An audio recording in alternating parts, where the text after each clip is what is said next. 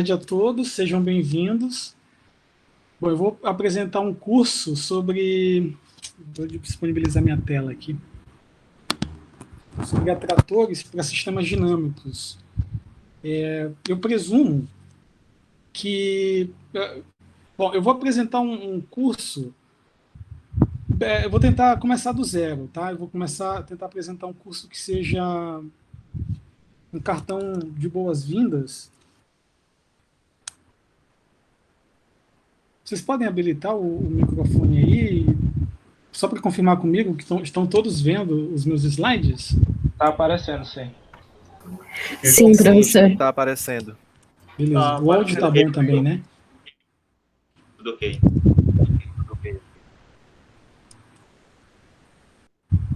Tudo bem? O áudio tá legal?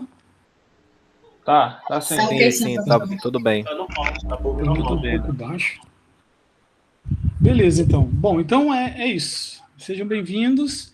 Essa é a primeira das 3 aulas sobre atratores para sistemas dinâmicos. Bom, eu intitulei o curso como Atratores para Sistemas Dinâmicos Não Lineares, né?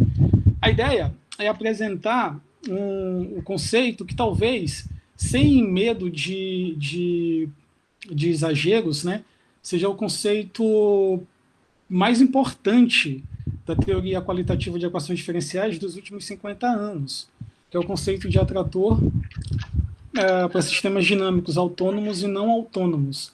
A minha intenção é apresentar o conceito de atrator global e o conceito de atrator pullback. Falar um pouco desses 2 temas nessas 3 aulas. E eu vou apresentar um curso, a ideia é apresentar um curso em forma de convite, tá? Então vocês vão me ouvir falar coisas que para a maioria, talvez para todos, sejam coisas relativamente simples, né? Extremamente simples. Mas a minha ideia, de fato, é apresentar um curso convidativo, né? A gente, por exemplo, eu hoje trabalho na Universidade Federal da Paraíba e nós não temos um número significativo de colegas fazendo pesquisa em cima desses temas. Então, a ideia é apresentar um curso de forma que atraiam, né, alunos, colegas, né, professores. Então, por isso que eu vou tentar ser bem generoso, tá? Então, de imediato, com isso eu peço desculpas aos especialistas presentes, porque a ideia, de fato, é apresentar um curso convidativo, né? Bom, então é isso. Eu só queria deixar registrado que essas notas que eu vou usar para falar sobre atratores globais e atratores pullback, elas são fortemente baseadas nessas 3 referências. Eu vou falar sobre elas depois, mas eu posso adiantar que essas 3 referências são o livro do Teman, eu vou falar um pouco do Teman, que é um autor clássico da teoria, o livro do Jack Hale, que também é um autor clássico da teoria, e um livro de 3 autores, que é do Carvalho, do Langa e do Robinson. Tá? Eu não sei a ordem exatamente, mas essas são basicamente as 3 referências que eu cito aqui e que eu sigo de perto. Tá? São 3 best-sellers da área, são livros de cabeceira para quem estuda teoria de atratores, quer seja atratores globais ou atratores pullback. Ok? Então é só para deixar registrado aqui que não tem nada, eu não tenho preocupação nenhuma com a originalidade dos argumentos que eu estou apresentando aqui. Tá? Bom, eu vou dividir essa conversa de hoje em 3 momentos. No primeiro momento eu vou falar sobre a semidistância de Hausdorff, okay? Que é um objeto crucial, é a ferramenta crucial para quem estuda sistemas dinâmicos com viés de identificação e análise de conjuntos assintóticos de estados, que são atratores. Tá? Depois eu vou falar vou trazer à tona o conceito de sistema dinâmico não linear, e por fim, hoje, eu vou falar sobre atratores globais. E aí, adianto que o conteúdo da conversa da quarta vai basicamente ser voltado a sistemas dinâmicos lineares não autônomos. Daqui a pouco eu vou precisar o que seria um sistema dinâmico linear autônomo e não autônomo. E também vou falar sobre atratores pullback na quarta-feira. Tá? Então, só para ficar claro, hoje a gente só vai falar sobre atratores globais. Okay? Hoje eu vou começar a falar sobre atratores globais. Tá bom, então sistema semidistância de Hausdorff. O que é a semidistância de Hausdorff, né? Essencialmente, a semidistância de Hausdorff é o conceito crucial quando a gente estuda a teoria de atratores, quando a gente estuda sistemas dinâmicos, porque é uma medida, e essencialmente o que ela mede é o quanto um conjunto está contido no outro. O quanto falta um conjunto dentro de outro conjunto. Perceba que isso é um conceito super interessante, porque comumente, quando você pensa em distância ou semidistância envolvendo conjuntos, a ideia de comparação, né, no sentido de distância de conjuntos, o que a gente tem em mente é aquela usual, no sentido do o quanto um conjunto está próximo do outro, né? A princípio, a expressão distância é rigorosamente usada nesse contexto. Aqui eu vou usar a expressão distância nessa expressão semidistância. Eu vou usar o conceito de semidistância de Hausdorff, que é um conceito crucial para a gente, é medir o quanto um conjunto está dentro do outro. O quanto falta um conjunto para ser um segundo conjunto. Tá? E legal que é possível precisar esse conceito matematicamente, essa preocupação matematicamente, usando supremos e ínfimos. Bom, o ambiente que eu vou usar para apresentar todos esses conceitos de sistemas dinâmicos é algo bem generoso, tá? Eu vou falar tudo em espaços métricos, ok? Então, cumprindo aquilo que eu havia prometido, vou falar tudo de forma convidativa, né? Então, a ideia é começar as coisas do zero aqui, tá? Do -1. Bom, então, por exemplo, eu trago à tona o conceito de espaço métrico, né? O que é um espaço métrico? É uma estrutura matemática constituída de dois entes, né? Um conjunto não vazio e uma métrica sobre esse conjunto. Então, se você tem um conjunto não vazio x, uma métrica sobre x é uma função definida no x cartesiano x, uma função real, com essas 4 propriedades. Tá? Então, isso é uma métrica sobre o conjunto x. O conjunto x com uma métrica, essa estrutura é o que a gente chama de espaço métrico. Então, eu pretendo estudar sistemas dinâmicos em espaços métricos, nessa estrutura matemática. Ok? Bom, para começar, o conceito crucial que eu havia dito, né? O conceito de semidistância de Hausdorff. O que é a semidistância de Hausdorff? Façamos o seguinte: declaramos 2 subconjuntos de x. Ok? Lance mão de 2 subconjuntos de x. Eu vou dizer que a semidistância de Hausdorff de A a B,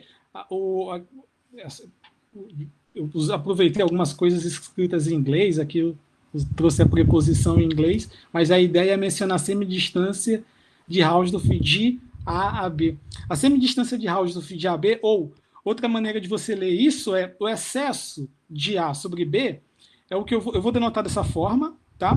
E é o supremo sobre o A, sobre o ínfimo do B, dessas métricas, da métrica do pontinho A ao pontinho B, ok? Da distância do pontinho A ao pontinho B. Então, a ideia é a seguinte, só para a gente comparar com a noção de distância no sentido usual, quando você tem aqui ínfimo sobre o A e ínfimo sobre o B, você tem a ideia de distância no sentido usual do A ao B, né? Usual no sentido em relação a esse espaço métrico fixado, tá? Eu vejo o quanto A está próximo do B e essa relação ela é reflexiva, né? Quando eu uso ínfimo e ínfimo aqui. Quando eu trocar com o primeiro ínfimo por um sup, essencialmente o que eu estou medindo aqui é o quanto o conjunto A está contido no conjunto B. Outra maneira de ler é o excesso. Eu estou medindo aqui o excesso do A em relação ao B. O que falta para o A ser o B? Okay? Por exemplo, a gente, por convenção, pensando nessa interpretação, vai assumir que a semidistância de Hausdorff de um conjunto não vazio ao vazio é mais infinito. Tá? É só para que o texto tenha uma linguagem corrente, sem pausas. Né? Por convenção, eu vou assumir também que a semidistância de Hausdorff do vazio a um conjunto B é 0. Tá? Por exemplo, o que falta para o A ser o conjunto vazio, vou assumir que é infinito, mais infinito, se o A é um conjunto diferente do vazio, e o que falta o conjunto vazio ser um conjunto B, o excesso do vazio em relação a um conjunto B, eu vou assumir que é 0. Okay? E a semidistância de Hausdorff de AB é o excesso de um conjunto A a um conjunto B, diferente dessas duas situações, é o sup em A do ínfimo em B. Okay? Então, essa é a semidistância de Hausdorff de A a B. Isso tem um papel crucial. Uma pergunta natural que surge de imediato é: por que você lê isso como excesso de A? Por que esse número, essa expressão, ela mede o quanto o A está contido no conjunto B? Por que ela mede o excesso do conjunto A em relação ao conjunto B? Eu vou já comentar o porquê. Vou já mostrar o porquê. Bom, só para ilustrar, se vocês forem digitar, por exemplo, no Google, semidistância de Hausdorff de A a B, provavelmente a primeira opção que vai aparecer é o Wikipedia. E lá vai aparecer esse conjunto. E, de fato, esse conjunto é uma boa ilustração para você visualizar a semidistância de Hausdorff em relação a dois conjuntos. Por exemplo, se você pensa que o conjunto verde é o X e o conjunto azul é o Y, se você pensa em entender, né, em visualizar, em enxergar a semidistância de Hausdorff de X a Y, ok? A ideia então é pensar nessa expressão, né? Então a ideia é pensar o seguinte: você lança a mão de pontos de X e calcula a distância desse pontinho X ao conjunto Y, tá? Então, se eu não olhar para esse supremo, eu fixei um conjunto X e procuro esses números, né, ínfimos desse pontinho X que está fixado, ok? A Y com Y variando no conjunto Y, com Yzinho variando no conjunto Y. Então, a ideia é a seguinte: por exemplo, para esse ponto, o ideal é que você considere essa medida, porque essa medida é o que vai fazer alusão à distância, né, desse pontinho ao conjunto Y. Se eu penso, por exemplo, nesse pontinho aqui, onde tem o cursor, eu devo pensar provavelmente nesse segmento de reta aqui, para visualizar a distância, né? E aí, se eu penso nesse pontinho, eu devo visualizar essa distância. Se eu penso nesse pontinho, eu devo pensar nesse segmento de reta para visualizar a distância desse pontinho ao Y. Se você reúne todas essas medidas, o sup dessas medidas é essa. Então, nesse contexto, eu vejo, por exemplo, essa medida como sendo a semidistância de Hausdorff, do Y a X. Percebem? E se você, num sentido contrário, né, pensa em visualizar a semidistância de Hausdorff de Y a X, e comparar, por exemplo, se eu olho esse pontinho e penso na distância desse ponto ao conjunto X, ao verde, né, conjunto X verde, então eu vou visualizar essa distância como sendo a medida, né, em relação à medida desse segmento de reta. Por exemplo, se eu penso nesse pontinho, né, provavelmente eu devo pensar nesse segmento de reta, tá? Se eu penso nesse ponto aqui, por exemplo, provavelmente eu devo pensar nesse segmento de reta, né? É o que tem menor medida. Então, por exemplo, se eu penso em visualizar a semidistância de Hausdorff de Y a X, provavelmente, eu devo pensar nesse segmento de reta. Então, essa, de fato, é uma ótima ilustração para visualizar a semidistância de Hausdorff de dois conjuntos, né? É uma boa ilustração. Outra coisa, pessoal, se eu começar a falar muito rápido, me empolgar, começar a falar muito rápido, habilitem o microfone e peça para eu ir de forma mais calma, tá? E qualquer pergunta é só fazer, é só desabilitar o microfone aí e fazer a pergunta. Eu acho que assim é melhor porque, como eu comentei, eu não tenho acesso ao chat. Beleza? Então, aqui, ó, essa figurinha eu tirei do Wikipedia. Seguinte. Bom, observações sobre a semidistância de Hausdorff. Ela não é simétrica. A semidistância de Hausdorff de A a B não é o mesmo objeto da semidistância de Hausdorff de B a A. É muito fácil dar contra-exemplo. Inclusive, eu vou apresentar daqui a pouquinho. Tá? Então, ela não é simétrica nesse sentido. Então, ela não é uma distância, a semidistância de Hausdorff. Outra propriedade também que faz com que a semidistância de Hausdorff não seja promovida à distância de Hausdorff é que ela tem a propriedade de que, por exemplo, se essa semidistância de Hausdorff for igual a zero, isso não implica que o conjunto A é igual ao conjunto B. Tá? Então, isso também fere o fato da semidistância de Hausdorff sonhar em ser uma distância. Ok? Então, a semidistância de Hausdorff tem essas duas propriedades. Agora, o que faz com que eu pense, com que eu leia semidistância de Hausdorff de A a B como a medida do que falta em A para ser B, ou seja, o quanto em A está contido no conjunto B, essa propriedade 2, que não é de difícil verificação. Tá? Não é difícil de ver, que é a semidistância de Hausdorff de AB ela é zero, se e somente se o A está contido no fecho do B. Então, essencialmente, isso mede o quanto o primeiro conjunto está dentro do fecho do segundo conjunto, né? Ele está dentro do segundo conjunto. Com liberdade poética, eu posso até dizer o quanto ele está dentro do segundo conjunto. Tá? O quanto ele está contido na coleção de aproximações do segundo conjunto. Ok? Então, bem como eu posso pensar que isso mede o excesso de A a B. Tudo bem? Então, é essa propriedade 2 que faz com que eu leia a semidistância de Hausdorff de A a B, tá, como sendo o excesso de A em relação ao B. O que falta no A para ser o B? Tá? O quanto o conjunto A está contido no conjunto B. Ok? Então, essas propriedades que eu não estou, por exemplo, a propriedade 2 fica como exercício. Nem todo o teorema que eu vou enunciar aqui eu vou demonstrar, é por questão de tempo mesmo. Porque as provas elas não são difíceis, embora algumas sejam até demasiadamente longas, mas não são difíceis, ok? Então elas vão ficar como exercício. Essas notas de aula eu vou disponibilizar para vocês. Inclusive o TEC também. Ok, então continuando, tá? Isso fica, então o primeiro exercício, talvez, dessa nossa reunião, seja verificar a propriedade 2. A semidistância de... E guardem isso, por favor. A semidistância de Hausdorff de AB é zero, se somente se o A está contido no fecho do B. Mas uma propriedade interessante que a semidistância de Hausdorff tem é que para ela vale a desigualdade triangular. Isso é interessante, porque se você pensa em usar a semidistância de... Se você pensa em usar algo, e esse algo tende a ser... Se esse algo se propõe a ser uma semidistância, tá? E se você tende a usar esse objeto, né, pelo menos desigualdade triangular tem que valer, tá? Para que você tenha de alguma forma, alguma alusão à geometria euclidiana. E vale, ok? Para que, naturalmente, eu menciono a geometria euclidiana para a gente visualizar melhor, né? Para a gente, para o nosso apelo intuitivo, geométrico, né, ser mais aguçado, né, para a gente usar melhor. Então, vale, olha que legal, vale a desigualdade triangular para a semidistância de Hausdorff. Beleza? Exercício 2 também. Deixa eu dar um exemplo relativamente simples. Por exemplo, se você considera X o ambiente, tá? O ambiente X como sendo a reta, o A, o intervalo 0, 1 aberto, e o B, o conjunto unitário que só contém um 1. Então, por exemplo, aqui eu tenho o desenho do A e do B, ok? Que é a reta real. Se você pensar, por exemplo, na distância usual, quando eu escrever subinscrito H, eu estou pensando na semidistância de Hausdorff.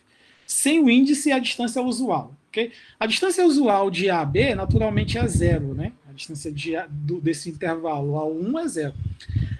Usualmente, e não é difícil de verificar, que a distância usualmente do B ao A é zero também, ok?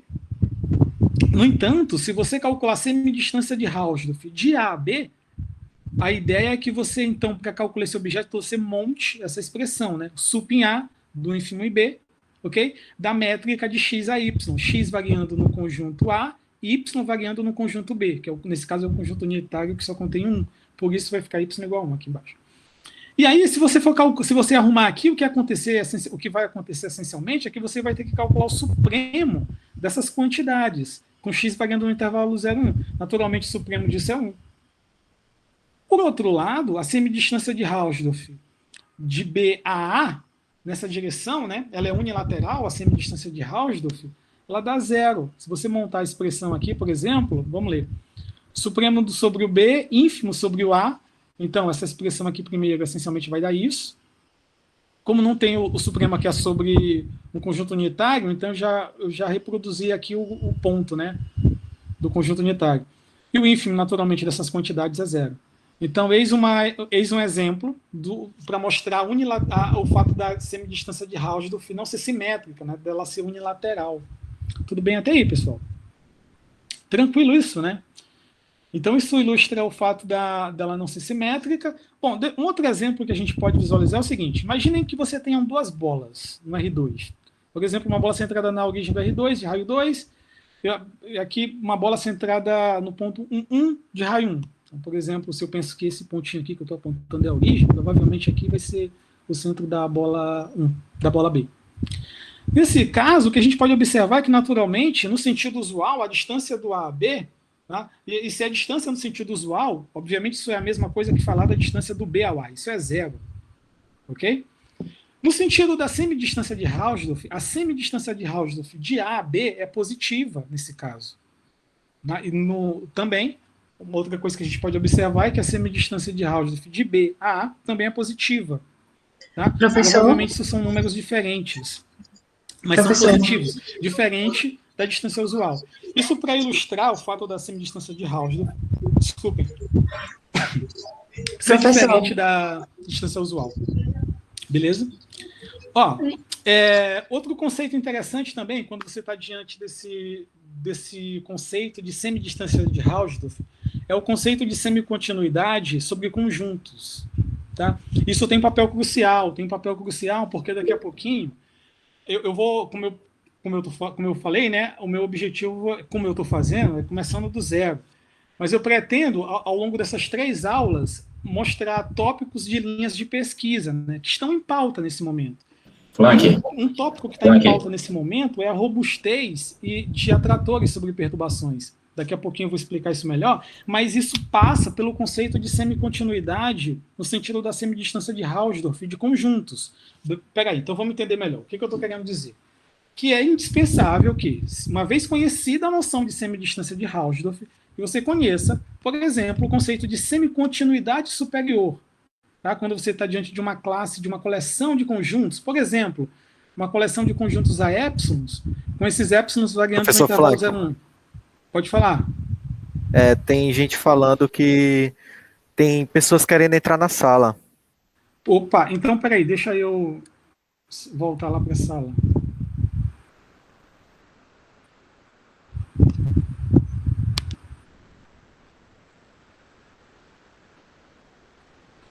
Feito, né? Deixa eu aproveitar aqui e dar uma olhada no chat. Maurício comentou que não estou escutando. Não estou. Frank, me escuta agora? Tô te ouvindo. É que tá baixo o som aqui. Pode ser que seja o volume. Pode falar. Não, era só isso, era só para testar se você estava escutando a gente mesmo. Ah, beleza. Beleza, valeu, Maurício. Então, eu vou continuar. Certo. Então, pessoal, a ideia de semidistância, de semicontinuidade superior é a seguinte. Diante de uma coleção de conjuntos, indexado numa família de índices, vou pensar aqui, por exemplo, para fixar as ideias, para melhorar minha exposição, que eu tenho uma coleção de conjuntos indexados no intervalo 0,1 e eu quero dar significado à expressão, essa coleção ela é semicontínua superiormente no zero. Isso significa dizer que, tá? Quando eu passar o limite, quando o epsilon tende a zero, pela direita aqui, porque eu estou fazendo o epsilon variado no intervalo 0,1, a semidistância de Hausdorff dos a epsilons ao a zero é zero.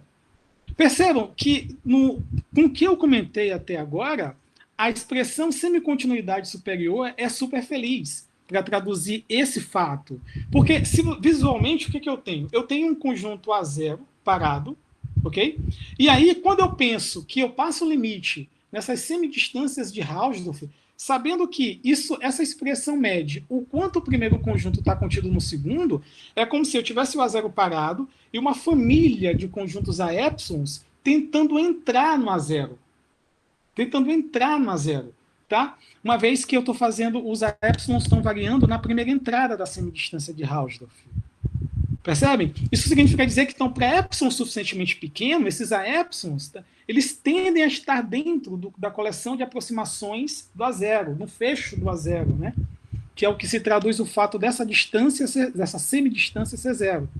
Então, a melhor maneira de dizer que se o limite da semidistância de Hausdorff do a epsilon a zero é zero quando o epsilon tende a zero, significa dizer que essa coleção ela é semicontínua superiormente, tá? Em epsilon igual a zero.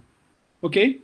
Paralelamente a essa situação, eu posso, por exemplo, tentar entender a seguinte situação. Bom, naturalmente, quando eu defino o conceito de semicontinuidade superior, né? Uma pergunta que surge e a noção de semicontinuidade inferior? Que a expressão é inferiormente, tá? Então, quando é que eu digo que uma coleção de conjuntos é semicontínua inferiormente em epsilon igual a zero? Uma coleção de conjuntos indexados no intervalo 0,1. Quando você tem limite, epsilon indo a zero, dessas quantidades sendo zero. Percebam aqui que eu estou considerando na primeira entrada o A0, ok? E na segunda entrada, os a epsilons. Como é que eu visualizo isso? Você pode visualizar isso assim. Uma boa maneira de visualizar isso, aliás, isso eu vou parafrasear um amigo que tem em Campina Grande, o professor Severino Horácio, é um colaborador também científico nosso, que ele costuma dizer o seguinte: a semicontinuidade inferiormente, do epsilon a zero, me remete a uma infância que eu tenho uma imagem que ele costuma dizer que é uma imagem que ele tem da infância dele, de ver aquelas pessoas, por exemplo, passando numa peneira uma certa quantidade de farinha, né? Porque o que você tem? É como se você tivesse uma peneira, tá? Na peneira você desenha um conjunto. Esse conjunto desenhado na peneira vai ser o A0, ok?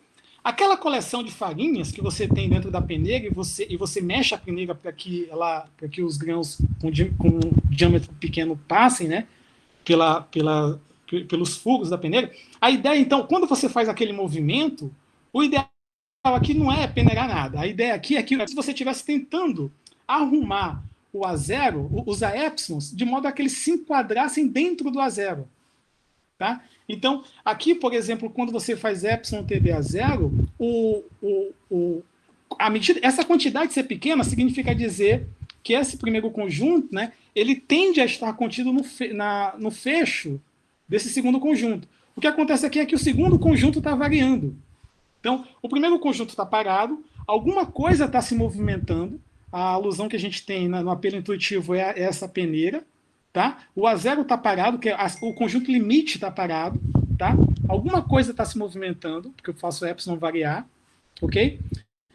E eu espero que, por exemplo, ao fazer alguma coisa variar, tá? O conjunto limite está fixo lá, está lá paradão, ok? Ele tende a estar contido na coleção de aproximações do A epsilon para epsilon pequeno. Okay? Então, por um lado, você tem a alusão ao fato de que o A epsilon está parado, o A0 está parado, e você tem os A epsilons variando a se encaixar dentro da coleção de aproximações do A0, porque essa quantidade, ratifico, lembro, essa quantidade é zero somente se o primeiro conjunto está contido no fecho do segundo, tá? E quando você tem essa situação adversa, que é o primeiro conjunto está parado, então, essa alusão do professor Severino Horácio é muito feliz, né? Se vocês me acompanham, para traduzir esse fato. Adianto que, por exemplo, quando você remete sua pesquisa, adianto que, por exemplo, obter resultados de semicontinuidade superior, por exemplo, nosso objetivo, quando a gente faz pesquisa em atratores, você tem lá, por algum motivo, uma coleção de atratores, e uma linha de pesquisa é você obter resultados de semicontinuidade superior e inferior de atratores. Embora a gente ainda nem saiba o que é um atrator, mas adianto que resultados de semicontinuidade superior de atratores, eles são mais fáceis de serem obtidos. É por isso que, se vocês fizerem, eu vou propor exercícios de 2 tipos aqui, que são esses de ordem prática e exercícios de pesquisa, porque, como eu falei, o meu objetivo é pegar na mão de vocês e trazer vocês a minha linha de pesquisa, né? Então, se vocês forem lá fazer o segundo tipo de exercício, que é ir no Google e pesquisar, mesmo sem ler, artigos publicados sobre semicontinuidade de atratores. Vocês vão ver que é muito mais fácil encontrar artigos sobre semicontinuidade superior de atratores. Obter semicontinuidade superior de conjuntos, no sentido dessa semidistância de Hausdorff, é mais fácil. Tá? Resultados mais delicados são os resultados nessa direção. Artigos publicados sobre semicontinuidade inferior de atratores, eles são mais raros, embora já hajam muitos, mas é algo mais difícil de se encontrar. Por isso que vocês, provavelmente, na literatura, vão encontrar muito mais artigos sobre semicontinuidade superior. Daqui a pouco eu vou explicar o porquê da dificuldade de se obter resultado de semicontinuidade inferior. Tá? Então é isso. Outra coisa, adianto que nesse contexto da semidistância de Hausdorff, que é o conceito que a gente usa em sistema dinâmico, a gente diz que uma coleção de conjuntos ela é contínua, tá? Quando ela é contínua inferiormente e superiormente em um determinado ponto.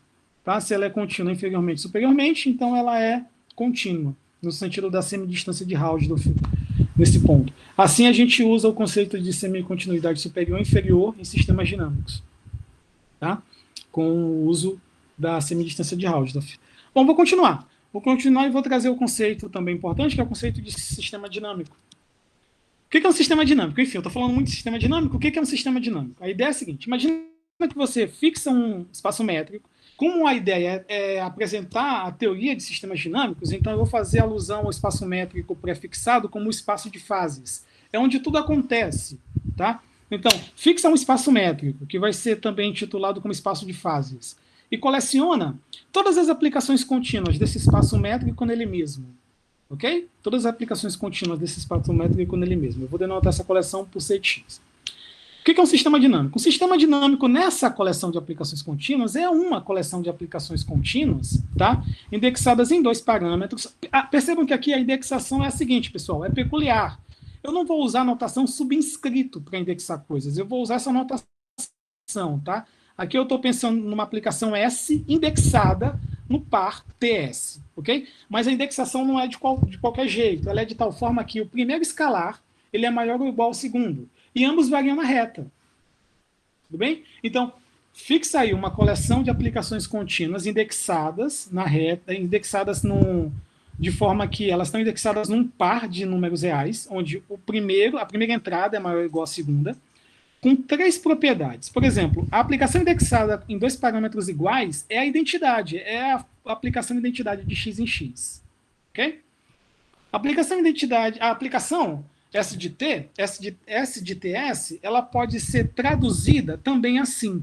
Ou seja, se eu tiver a aplicação indexada no par TU e compor com a aplicação indexada no par US, naturalmente, para eu indexar dessa forma, eu estou pensando que o T, conforme a definição, é maior ou igual a U e o U é maior ou igual a S. Essa composição, ela reproduz o T, a aplicação S indexada em TS. Ok? Então, essa igualdade, eu vou pedir que essa igualdade valha nessas condições. Por fim, eu vou esperar que a aplicação, que a cada terna como essa, TSX, o X varia no nosso espaço de fases, tá? Essa aplicação ela seja contínua. Contínua no sentido de espaços métricos mesmo, tá? Eu estou pensando que esse produto cartesiano aqui é um espaço métrico. O espaço métrico, a métrica nesse produto cartesiano é a métrica usual quando você tem um produto cartesiano de 2 espaços métricos, tá? Eu estou entendendo isso como um espaço métrico também. Tudo bem? Porque, da onde é que saem essas 3 propriedades, né? Por que eu estou pedindo essas 3 propriedades para essa coleção? Primeiro, a ideia é que sistemas dinâmicos, eles estejam totalmente relacionados com problemas de valores iniciais associados a equações diferenciais, tá? Eles nascem assim, ok? E, então, por exemplo, quando a gente pensa que você tem um sistema dinâmico, num certo sentido, no sentido das equações diferenciais, o que você tem em mãos é um problema associado a uma equação diferencial bem posta, tá? Bem posta, no sentido de que você tem as 3 propriedades para que ela seja bem posta no sentido de Hadamard, que é, esse problema de valor inicial, ele tem solução, a solução ela é única, e a solução depende continuamente dos dados iniciais. Okay? Um problema de valor inicial associado a uma equação diferencial é bem posto no sentido de Hadamard quando você verifica essas 3 propriedades. Eu estou essencialmente traduzindo essas 3 propriedades aqui. Quando eu peço isso, eu estou querendo dizer essencialmente que a condição inicial ela é satisfeita, o dado inicial é satisfeito. Tá? Isso vai ficar mais claro daqui a pouquinho com os meus exemplos. De certa forma, aqui eu tenho a solução global. Tá? Eu tenho aqui uma dependência, eu tenho uma continuidade de soluções, quando eu peço essa condição 2, e essa última condição aqui, ela está associada à dependência contínua do dado inicial. Ok? Isso vai ficar daqui a pouquinho mais claro. Mas antes de dar exemplos e entrar um pouco mais na teoria, falar um pouco sobre atratores e coisas do tipo, deixa eu falar um pouco mais desse conceito. Por exemplo, algo que é indispensável quando você estuda sistema dinâmico é entender que objeto é esse. Que objeto é o S de TSX? Tá? É dispensável que isso esteja muito bem claro para que a teoria prossiga. Então, eu fiz uma ilustração aqui para a gente entender bem. Para tentar explicar isso bem. Não sei se vocês conseguem ver aqui, mas eu tenho 2 desenhos de 2 espaços como se fossem 2 cópias de um espaço X. Perdão, 2 cópias de um espaço X, tá? E aí, nesse espaço X aqui, eu fixei um pontinho X. Ok? Para entender que objeto é esse, o S de TSX, lembrando que o T é maior ou igual a S, eu tenho que entender assim. Eu tenho um pontinho X. Do pontinho X, eu puxei ele a um determinado lugar, e esse meu ato, ele durou S instantes de tempo. Ele durou esse instante de tempo. Ok? Então, naturalmente, eu puxo ele, e quando eu puxo o X do lugar inicial dele, a ideia é que eu vá para um outro lugar em X. Então, é por isso que eu fiz uma cópia do X aqui atrás. Né? Então, eu puxei o X, e esse meu ato durou S instantes de tempo. E aí, o que eu faço depois é evoluir o pontinho que restou, t instantes de tempo. Entenderam aí? Então, quem é o S de t, sx? É o x, tá? Eu puxo a um determinado lugar e esse meu ato dura S instantes de tempo e deixo evoluir t instantes de tempo. Então, isso é o objeto S de t, sx. Ok? E esse meu ato, essencialmente, num certo sentido, né, a grosso modo, esse meu ato, ele durou t menos S instantes de tempo. Tudo bem? Que durou todo o tempo, né? Aqui, todo o tempo da minha última atitude, menos o tempo da minha primeira atitude. Tudo bem, pessoal? Por isso que eu remarquei aqui numa espécie de timeline o tempo da minha. A grosso modo, o quanto durou isso? A grosso modo, isso durou t menos S. Tá? A grosso modo, eu posso denotar todo esse meu evento como t, como ST, SX. Sabe o que é muito legal estudar sistemas dinâmicos? É porque, não sei se vocês percebem, mas eu acabei de escrever um filme. Eu acabei de colocar num papel um filme. Isso é muito legal, porque essencialmente isso é uma colagem justaposta de fotos, né? Quando eu pego o X e puxo a uma posição, e isso dura esse gigante de tempo, o que eu fiz foi, se eu olhar as fotos, né, em cada instante de tempo, em cada unidade de tempo, né, o que eu fiz foi, eu peguei todas essas imagens, colei, então eu tenho um filme daqui até aqui, e tenho outro filme daqui até aqui. Então eu acabei de escrever um filme, isso é muito legal. Eu acabei de colocar num papel um filme, eu acabei de colocar num papel um movimento. Isso é muito legal em sistemas dinâmicos, tá? Ó, deixa eu só deixar claro que é outra situação, né, que faz alusão a esse primeiro fato, que é o seguinte, tá, e o que seria desenhar isso? O S de T, T, e pensar que isso reproduz a identidade. É você pegar o pontinho X, puxar esse seu ato durar sigma instantes de tempo e deixar evoluir sigma instantes de tempo. Então, o que você fez com X? Nada. Nada. Pode até ser, a rigor, eu não fiz nada. Pode até ser que quando eu puxei, eu venha para outra posição. Mas se eu deixei evoluir o mesmo instante de tempo que eu puxei, então eu não fiz, a rigor, em sistemas dinâmicos, eu não fiz nada com X. Tá? Eu não fiz nada com X. Tudo bem? Então é assim que eu vejo o filme S de um par, de um índice que tem que o par tem as mesmas entradas. Tudo bem, gente? Então, é esse tipo de intuito que eu tenho que ter em mente. E aí eu posso adiantar uma coisa. Bom, a gente vai fazer dois tipos de análise em sistemas dinâmicos. Uma é uma análise pullback, que é pensar o que acontece com um pontinho X quando eu puxo o X, esse meu ato, ele dura cada vez mais tempo. Ou seja, o que acontece com o X quando eu puxo o X cada vez mais para trás? Puxar o X para trás é redundante, mas me permitam falar assim, porque assim explico melhor, tá? O que acontece quando eu puxo o X cada vez mais para trás? O que acontece com o X quando eu faço o S tender a menos infinito? Essa é uma análise pullback que a gente vai fazer. O que acontece com o X quando eu faço nessa análise o T tender a mais infinito? Essa análise forwards, né? Também é uma análise importante, a gente vai fazer ela. Tá? Então, isso é super interessante, porque a ideia é analisar exatamente o X nessas duas situações. Tá? Ora, é analisar fazer essa análise pullback, outra hora é fazer essa análise para frente, nessa análise forward. Ok, e aí, só para relacionar isso com EDOs, eu comento aqui, né, que sistemas dinâmicos eles estão associados a problemas de valores iniciais dessa forma, quando esses problemas estão globalmente bem postos.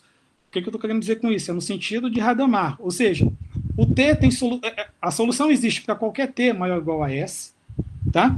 A solução ela é única, e ela depende continuamente com relação aos dados iniciais, com relação ao S e ao X0. Se eu fizer uma pequena perturbação no S, a solução ela não muda muito. Tá? Essa variação se dá de forma contínua. Se eu variar o X0, a solução, né, o traço da solução também, a variação vai se dar de forma contínua em relação à perturbação que eu fizer no dado inicial. Então, essas três propriedades fazem com que eu diga que um problema como esse é bem posto no sentido de Hadamard. Um problema bem posto no sentido de Hadamard, ele essencialmente é um sistema dinâmico. Okay? Ele é um sistema dinâmico. O sistema dinâmico é um problema de associar, um problema como esse bem posto. Tá? Então, essas palavras, essas expressões, elas são sinônimas. Um exemplo de um sistema dinâmico é propor um problema como esse bem posto. Eu vou fazer isso. Outra coisa também que convém mencionar, nessa historinha que eu contei aqui, Eu adoro esse desenho porque ele explica isso. Na verdade, eu fiz um desenho observado das aulas aí do pessoal que daqui a pouquinho eu vou comentar, né? Que são os autores clássicos da teoria. É o seguinte, né? Alguém poderia pensar assim, pô, mas espera aí, a grosso modo, ali a variação do x foi t menos s, né? Que tal só descrever a evolução do x por t menos s, simplesmente, e só usar um parâmetro? Por exemplo, será que t menos s não é igual essa variação desses operadores não é igual a uma variação como essa? A resposta é não, não é sempre que isso acontece não, tá? Mas isso vai acontecer em alguns casos, eu vou dar exemplos, e quando isso acontecer, a gente diz que nós temos um sistema dinâmico autônomo, ok? Quando importa no sistema dinâmico só o intervalo da variação, a medida do intervalo da variação. Quando importar, e vai importar em alguns casos, na maioria dos casos, o ponto inicial e o ponto final daquele movimento, de puxar isso durar um certo instante de tempo, e você deixar evoluir tem instante de tempo, quando importar esse instante de tempo S e esse instante de tempo T, o que nós temos em mãos é um sistema dinâmico não autônomo. E eu não vou usar a expressão não autônoma a partir de agora, tá? Eu vou usar a expressão processo de evolução, ok? Então, quando eu tiver um sistema dinâmico em que eu devo sim dar importância ao parâmetro T e ao parâmetro S, esse sistema dinâmico, eu vou parafrasear isso como um processo de evolução. Quando eu tiver um sistema dinâmico em que só importar o tamanho do intervalo do que aconteceu, eu vou dizer que o sistema dinâmico é um semigrupo, é um mero semigrupo não linear. Tá? Então, o que é um semigrupo? Ratifico, é um sistema dinâmico autônomo. É um sistema dinâmico que não importa o S e o tamanho do T, importa T menos S. Então, isso eu tenho um semigrupo. Quando importar, sim, o S, importar o T, eu tenho um processo de evolução. Então, as expressões que eu vou usar a partir de agora é processo de evolução e semigrupos, ok? Não lineares, porque eu estou fazendo tudo em espaços métricos aqui. Beleza. Então, em alguns casos, né, quando importar só o tamanho T menos S, a gente vai fazer o seguinte, eu vou deixar de usar 2 parâmetros e só usar um, que é T de T, onde T de T vai fazer alusão ao T do S de um primeiro parâmetro, vírgula 0. Tudo bem? Então, vamos lá. O que eu vou fazer hoje? Falar de semigrupos. Eu vou falar de sistemas dinâmicos autônomos hoje. E também o comecinho na verdade, nas 3 aulas eu vou falar de semigrupos. E, na partir da 4ª, eu vou falar sobre processos de evolução. Então, a partir de agora, eu só vou falar de semigrupos, tá? Semigrupos não lineares, ok? Então, outra maneira, então, com base nisso, o que é de definir um semigrupo usando apenas um parâmetro, né? Como é que eu posso apresentar isso de forma mais simples? Pessoal, eu estou rápido. Alguém pode desabilitar o microfone aí e me dar esse feedback? Tá bem o ritmo? Ou eu posso seguir à vontade? Por mim está bom. Maravilha. Então, vou continuar. Ó, beleza. Então, o que é um semigrupo? A ideia é mesmo. Eu tenho lá um espaço de fases que é um espaço métrico, uma coleção de aplicações contínuas de x em x, e uma coleção de aplicações contínuas de x em x. Eu vou chamar de um semigrupo não linear, tá? Aqui eu devo acrescentar o adjetivo não linear. Eu vou combinar com vocês que a gente vai sempre usar. Eu não escrevi aqui por questão de comodidade, né? Pelo layout do slide, né? Para não ocupar muito espaço. Mas um semigrupo não linear, tá? Na coleção de aplicações contínuas de x em x. Aliás, aqui eu também omiti a expressão linearidade, porque nem convém indagar sobre linearidade aqui, porque a gente não tem estrutura algébrica, né? Estou fazendo tudo em espaços métricos. Então, um semigrupo aqui é uma coleção de aplicações indexadas num intervalo na semirreta não negativa. Olha como é maravilha. Simples, semirreta não negativa. Bom, coleção, propriedades, que provém daquelas, né? O indexado no 0 é a identidade. Quando você tem esse tipo de composição, é o operador indexado na soma dos parâmetros, naturalmente, para 2 parâmetros não negativos, e aquela última propriedade, tá? Se você define uma métrica que entende isso como espaço métrico, essa aplicação tem que ser contínua. A métrica aqui pode ser a usual para o produto cartesiano de 2 espaços métricos. Essa aplicação tem que ser contínua. Aí alguém pode pensar, tá, tudo bem, mas e nesse caso, e como é que é aquele desenhozinho que você fez, aquele filme? É o mesmo, a história é a mesma. Só que aqui eu não tenho mais a preocupação, quando eu estou diante de um semigrupo, de fazer uma análise pullback, porque o parâmetro aqui vai na semi-reta não negativa. Aqui só me importa o tamanho do intervalo, né, que é aquele T-S, quando eu estou diante de semigrupos. Então, aqui eu não preciso mais pensar em puxar o ponto e deixar evoluir. Aqui não, eu tenho um ponto num momento que eu vou decretar como um momento presente e eu só apenas estudo a evolução do ponto, tá? A evolução do ponto. Aqui, então, de fato, é a melhor maneira de pensar que isso é a tradução de um filme, né? Um filme sempre tem a foto presente, né? O momento presente, ok? E aí esse momento presente, eu posso pensar, eu tenho um X, tá? No espaço métrico X, é onde o filme roda, né? É onde o filme é o cenário, né? Como diz o professor Langa, né? Nesse teatro, aqui é o cenário, né? O X, dessa peça, né? Então, aqui eu tenho X. A evolução do X, por exemplo, quando se dá num instante de tempo S, eu tenho um S de SX. Se esse ponto evolui, tá? Se esse ponto evolui uma certa quantidade, tem instantes de tempo, então eu tenho aqui um S de S, eu tenho um S de T do S de SX. Em outras palavras, o S de T mais SX, tá? Já que vale essa igualdade. Então, aqui eu estudo basicamente a evolução do X. Aqui não convém usar a expressão evolução para frente, é a evolução do X. Tá? A evolução do X. Isso é a análise que a gente faz quando está pensando numa expressão como essa. S de TX. Tá? É o X evoluído tem instantes de tempo. É a ação desse semigrupo, tá? Pelo X tem instantes de tempo. Ok? O que eu posso pensar? Bom, e aí, naturalmente, eu tenho X evoluído sigma instante de tempo, então tem uma evolução como essa, né? O X, ele provavelmente aparece em outra posição no espaço métrico X, tá? No cenário espaço métrico X. Então, aqui importa, por exemplo, a evolução para frente, no caso de semigrupos, é isso que a gente vai estudar hoje, tá? A evolução de pontos via semigrupos, via ação de semigrupos, que é uma expressão também que comumente a gente usa. Exemplos de semigrupos. Tá? Eu trouxe aqui alguns exemplos bem aleatórios, mas só para a gente ter exercícios para fazer e praticar a compreensão desses conceitos. Né? Por exemplo, quando você fixa X como sendo R2 e coleciona as aplicações T indexado num Tzinho varia na semi-reta não negativa, e S de T em pontos de R2 se comporta assim. Ok? O S de T para cada par XT é um par como esse. Isso é um semigrupo. Ok? Vou deixar como exercício isso. Tá legal, pessoal? Me mostrem. Outro exemplo, que também não é difícil de verificação, se você fixa também X como sendo R2, e a cada parzinho XT, S de T, indexado na semi-reta não negativa, reproduz um par como esse. Isso também é um semigrupo em R2.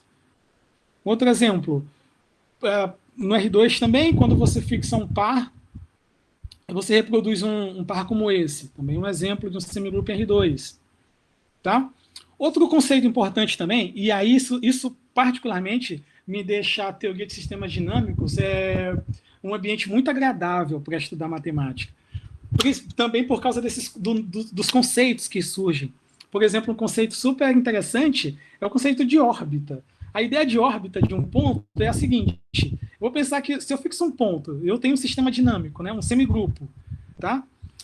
A órbita de um ponto X por esse semigrupo é a coleção das imagens do ponto pelas aplicações T de T. Então isso eu vou chamar de órbita positiva do X. É a evolução do X, né? A evolução do X.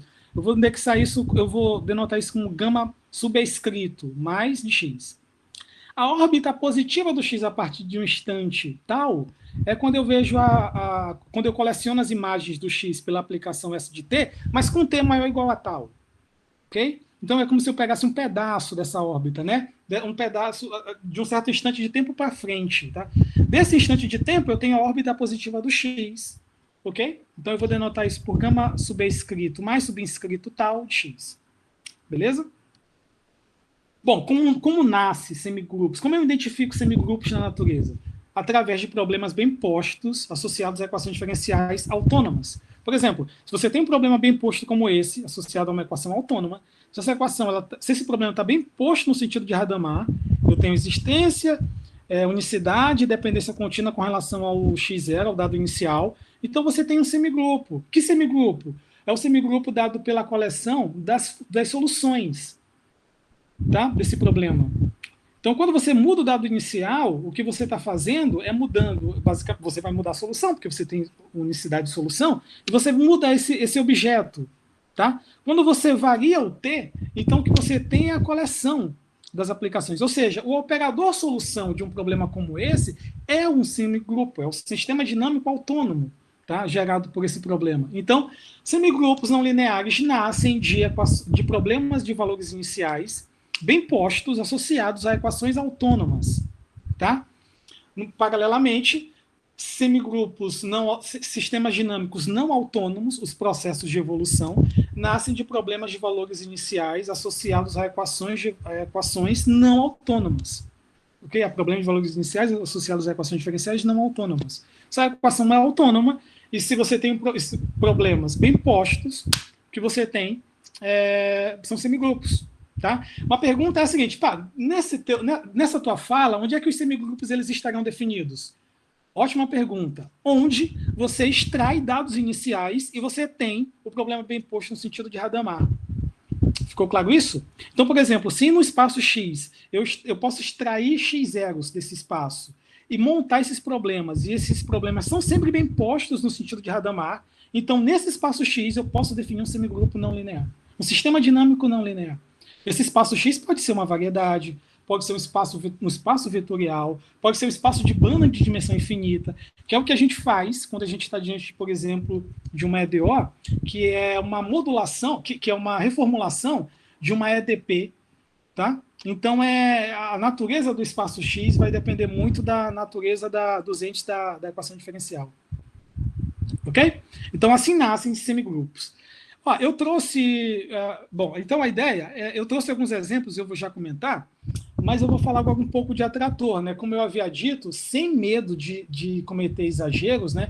Talvez o conceito mais importante da teoria qualitativa de EDOs nos últimos 50 anos é o conceito de atrator global. O próprio nome já me deixa sempre me deixou super curioso o conceito de atrator global, porque a princípio a gente pensa, atrai alguma coisa. Atrai alguma coisa e atrai alguma coisa, e essa propriedade provavelmente é uniforme em relação a alguma coisa, porque você tem esse adjetivo global, né? Em algum lugar, em alguma totalidade é atraída. Tá? E a gente vai ver que é exatamente isso mesmo. A totalidade é a coleção de conjuntos limitados num espaço métrico onde você tem um semigrupo. E é isso que a gente vai ver. Eu vou comentar um pouco mais sobre a topologia, sobre a geometria desse conceito, mas antes disso, antes de apresentar o que é um atrator global e antes de tentar deixar vocês fascinados por esse conceito, eu preciso apresentar alguns conceitos preliminares. E aí a ideia é a seguinte, primeiro, olha o que é muito legal, não sei se vocês já pensaram, mas como é que você definiria matematicamente um objeto atrair outro?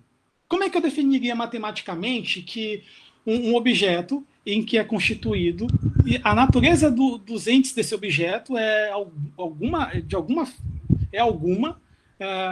então, de alguma forma, um objeto tem entes, né, de alguma natureza, e eu quero definir que esse objeto atrai alguma coisa, né, atrai um outro objeto, né.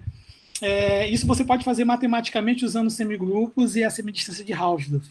Isso é muito legal, porque veja só, eu posso definir o fato de um conjunto A atrair um conjunto B, ambos subconjuntos de um espaço métrico fixado, onde eu tenho um semigrupo definido. Tá? Eu posso, então, dizer que o A atrai B sobre a ação do semigrupo quando eu tenho esse limite indo a zero. Vamos ler esse limite para ver que essa expressão faz total sentido. Total sentido. As coisas são muito bem encaixadas, né? Então, isso cada vez mais atrai a gente a estudar sistemas dinâmicos. Vejam só. E, de fato, é A que tem que atrair B mesmo sobre a ação do semigrupo. Porque, vejam só, eu tenho semidistância... Vamos olhar primeiro para esse objeto aqui dentro. Tenho semidistância de Hausdorff do ST do B, tá, ao A. A gente já sabe que a semidistância de Hausdorff ela é unilateral, né? Então eu tenho que ler assim, semidistância de Hausdorff de S de T do B ao A. O A está lá paradão, fixado. Então vamos visualizar isso. O A está lá parado, tá? O B está num determinado lugar, né? No espaço métrico X. E aí o que eu faço é calcular imagens do B pela aplicação S de T. Tá? Calculo, eu tenho agora esses dois objetos, para cada T eu tenho naturalmente aqui um objeto diferente, e o que eu faço é o seguinte, eu calculo a semidistância de Hausdorff desses dois objetos. Se isso é zero, o que está acontecendo, se esse objeto, eu não estou lendo o limite por enquanto, se esse objeto é zero, se essa semidistância de Hausdorff é zero, eu já sei que o S de T do B, ele está contido no fecho do A, ele está contido na coleção de aproximações do A. Agora, se eu percebo que isso não é zero, mas isso tende a zero, à medida que o T é suficientemente grande, o que é que está acontecendo? Percebam que isso aqui está mostrando um filme mesmo. Isso aqui, perceba que isso que está escrito está em movimento. Porque à medida que o T tende a ser suficientemente grande, o ST do B, o B é levado pelo S de T a estar no fecho do A. Tá? Qual é a melhor maneira de ler isso? O A está atraindo o B sobre a ação do semigrupo S de T. Percebem? Então, é um conceito muito feliz com essa definição. Tá? Então, guarda essa informação. Bom, seguindo. Claro que se a gente vai a épsilons e deltas, né, uma maneira de ler isso é dizer que para cada épsilon existe um T, ok? Suficientemente grande, então que para Tzinho maior ou igual a T, você tem que o S de T do B está contido em épsilons vizinhanças do A. O que significa isso? Significa dizer que você tem o A lá parado, você coleciona bolas centradas em pontos do A de raio epsilon, coleciona todas essas bolinhas, né? Você basicamente vai cobrir o A e vai sobrar um excesso em torno do A. Tá? Nas bolinhas, por exemplo, que estão próximas à fronteira do A, isso vai gerar um excesso. Ou seja, esse conjunto é muito maior que o A, né? No sentido algébrico, né? E aí a ideia é que o S de T do B ele está contido nessa epsilon vizinhança, tá? Para T maior ou igual a um T suficientemente grande, que obviamente depende do epsilon e dos dados do problema, que é o A e o B. Eu fiz um desenho para explicar isso melhor. Você tem um conjunto A, colecione essas bolas centradas no A de raio epsilon. Tá? Então, basicamente, eu desenhei algumas bolas aqui, essas bolinhas azuis. Elas vão cobrir o A. Então, isso vai gerar basicamente esse conjunto aqui, ó. Esse excesso do A. É o A com excessozinho lá, né? Fora. É o A com uma gordura, né? Um excesso aí. E aí, o que acontece? A ideia é que para cada epsilon, se existir um T, tal que para Tzinho maior ou igual a esse T epsilon, digamos assim, né? O ST do B esteja contido nessa epsilon vizinhança, bom, isso traduz esse limite no infinito. Ou seja, pelo que a gente já sabe de propriedades da semidistância de Hausdorff, a melhor maneira de ler isso, a maneira mais feliz de ler isso, é você dizer que o A está atraindo o B sob a ação desse sistema dinâmico, desse semigrupo. Tudo bem? Sigamos. Eu vou dizer que o A é um conjunto atraente. Olha só a expressão que eu vou usar. Eu vou dizer que um conjunto A ele é atraente se ele é capaz de atrair todos os conjuntos limitados do espaço, sob a ação, obviamente, do semigrupo que está em pauta, né? Do semigrupo prefixado. Então, a rigor, eu deveria dizer que o A ele é atraente em relação a um sistema dinâmico, a um semigrupo fixado. Tudo bem, gente? Eu posso seguir? Tá tranquilo aí? Alguém pode me dar o feedback? Se eu estou indo rápido, devagar? Tá ok, professor. Posso seguir? Pode seguir, professor. Pode. Tá super baixo. Tudo bem? Tudo bem, pode seguir. Pode seguir. Pô, beleza, maravilha. Sigamos. Então, ó, conjunto é atraente. Esses conceitos eu acho super legais. É atraente quando ele é capaz de atrair todos os subconjuntos limitados do espaço sob a ação do sistema dinâmico. Tá legal? Bom, eu fiz um desenho também para a gente visualizar isso. Imagina, ó, você tem um conjunto lá parado e você tem um conjunto lá no espaço de fase. Aqui, o frame aqui é um pedaço do X, que é um espaço métrico. Aí eu tenho um pedacinho aqui que é uma bola, tem um quadrado aqui rosa, tem um quadrado aqui que é um conjunto limitado verde, tem outro pontinho aqui Y. O conjunto ele é atraente, se eu olho a evolução desses conjuntos limitados, todos eles vão parar em épsilons vizinhanças do conjunto A. Quando naturalmente o T tende a infinito, né? É mais infinito. Bom, outro conceito interessante, super legal também que tem, pelo próprio nome, por si só, né? E pela matemática também que define o conceito, né? Que é o conceito de absorção. Eu vou dizer que um conjunto A ele absorve um conjunto B quando você tem a seguinte propriedade, sob a ação de um sistema dinâmico prefixado no espaço métrico, né? Quando você tem que existe um T maior que zero, que depende dos objetos em questão, que é o A e o B, tal que o S de Tzinho do B, ele está contido no A para o T maior ou igual a esse T. Ou seja, o que está acontecendo? O A está lá paradão, eu vou dizer agora que ele absorve o B, quando a evolução do B uma hora cai de fato dentro do A. Tá? Ela não cai dentro da coleção de aproximações do A, do fecho do A, ela cai dentro do A. Quando isso acontece, naturalmente, se é para ter suficientemente grande, eu vou dizer que o A ele absorve o B. Tá? Quando essa propriedade acontece, o A absorve o B. Okay? Na verdade, quando existe um T, tal que isso acontece, o A absorve o B.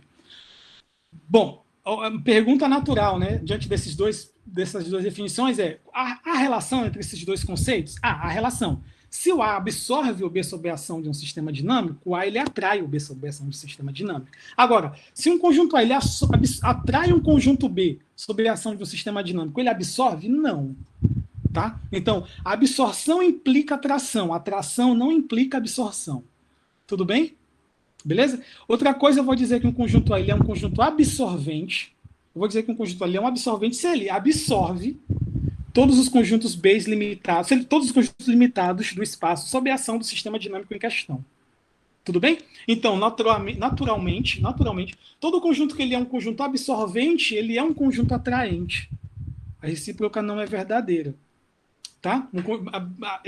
Aliás, a recíproca não é nada verdadeira. Você pode ter um conjunto que atrai um outro conjunto sob a ação de sistema dinâmico e ele pode não absorver esse conjunto. Tá? E fica como exercício, um exemplo, sugestão, definam, por exemplo, sistemas dinâmicos na reta mesmo, na reta, e considerem intervalos. É possível checar essas propriedadezinhas com análise na reta mesmo. Com análise na reta. Então, para checar que se absorve, atrai, se atrai, não necessariamente absorve. Ok, outro conceito super importante é o conceito de invariância. Tá? Eu vou dizer que um conjunto A ele é invariante pelo sistema dinâmico, sob a ação de um sistema dinâmico, quando eu tenho um conjunto A lá, eu analiso a evolução dele, ou seja, eu produzo esses conjuntos, a imagem do A pelo S de T, para qualquer T, e vejo que esse conjunto é o próprio A. Então, quando a imagem do A pelos S de T para todo T é o próprio A, eu digo que o A é um conjunto invariante. Geometricamente, o que está acontecendo?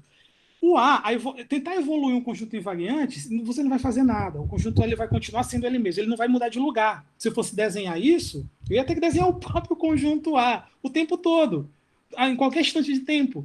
Mas é importante que vocês tenham em mente o seguinte fato, mas ele pode embaralhar os pontos do A. Tá? Ele pode embaralhar os pontos do A. Isso é de extrema importância, porque quando a gente for falar de atratores globais, eu vou estar interessado na caracterização de atratores globais. Ok? E aí um conceito importante vai ser entender o que tem dentro do atrator e o que acontece dentro do atrator quando eu olho a evolução dos pontos do atrator. Uma exigência que eu vou pedir para o atrator é que ele seja um conjunto invariante.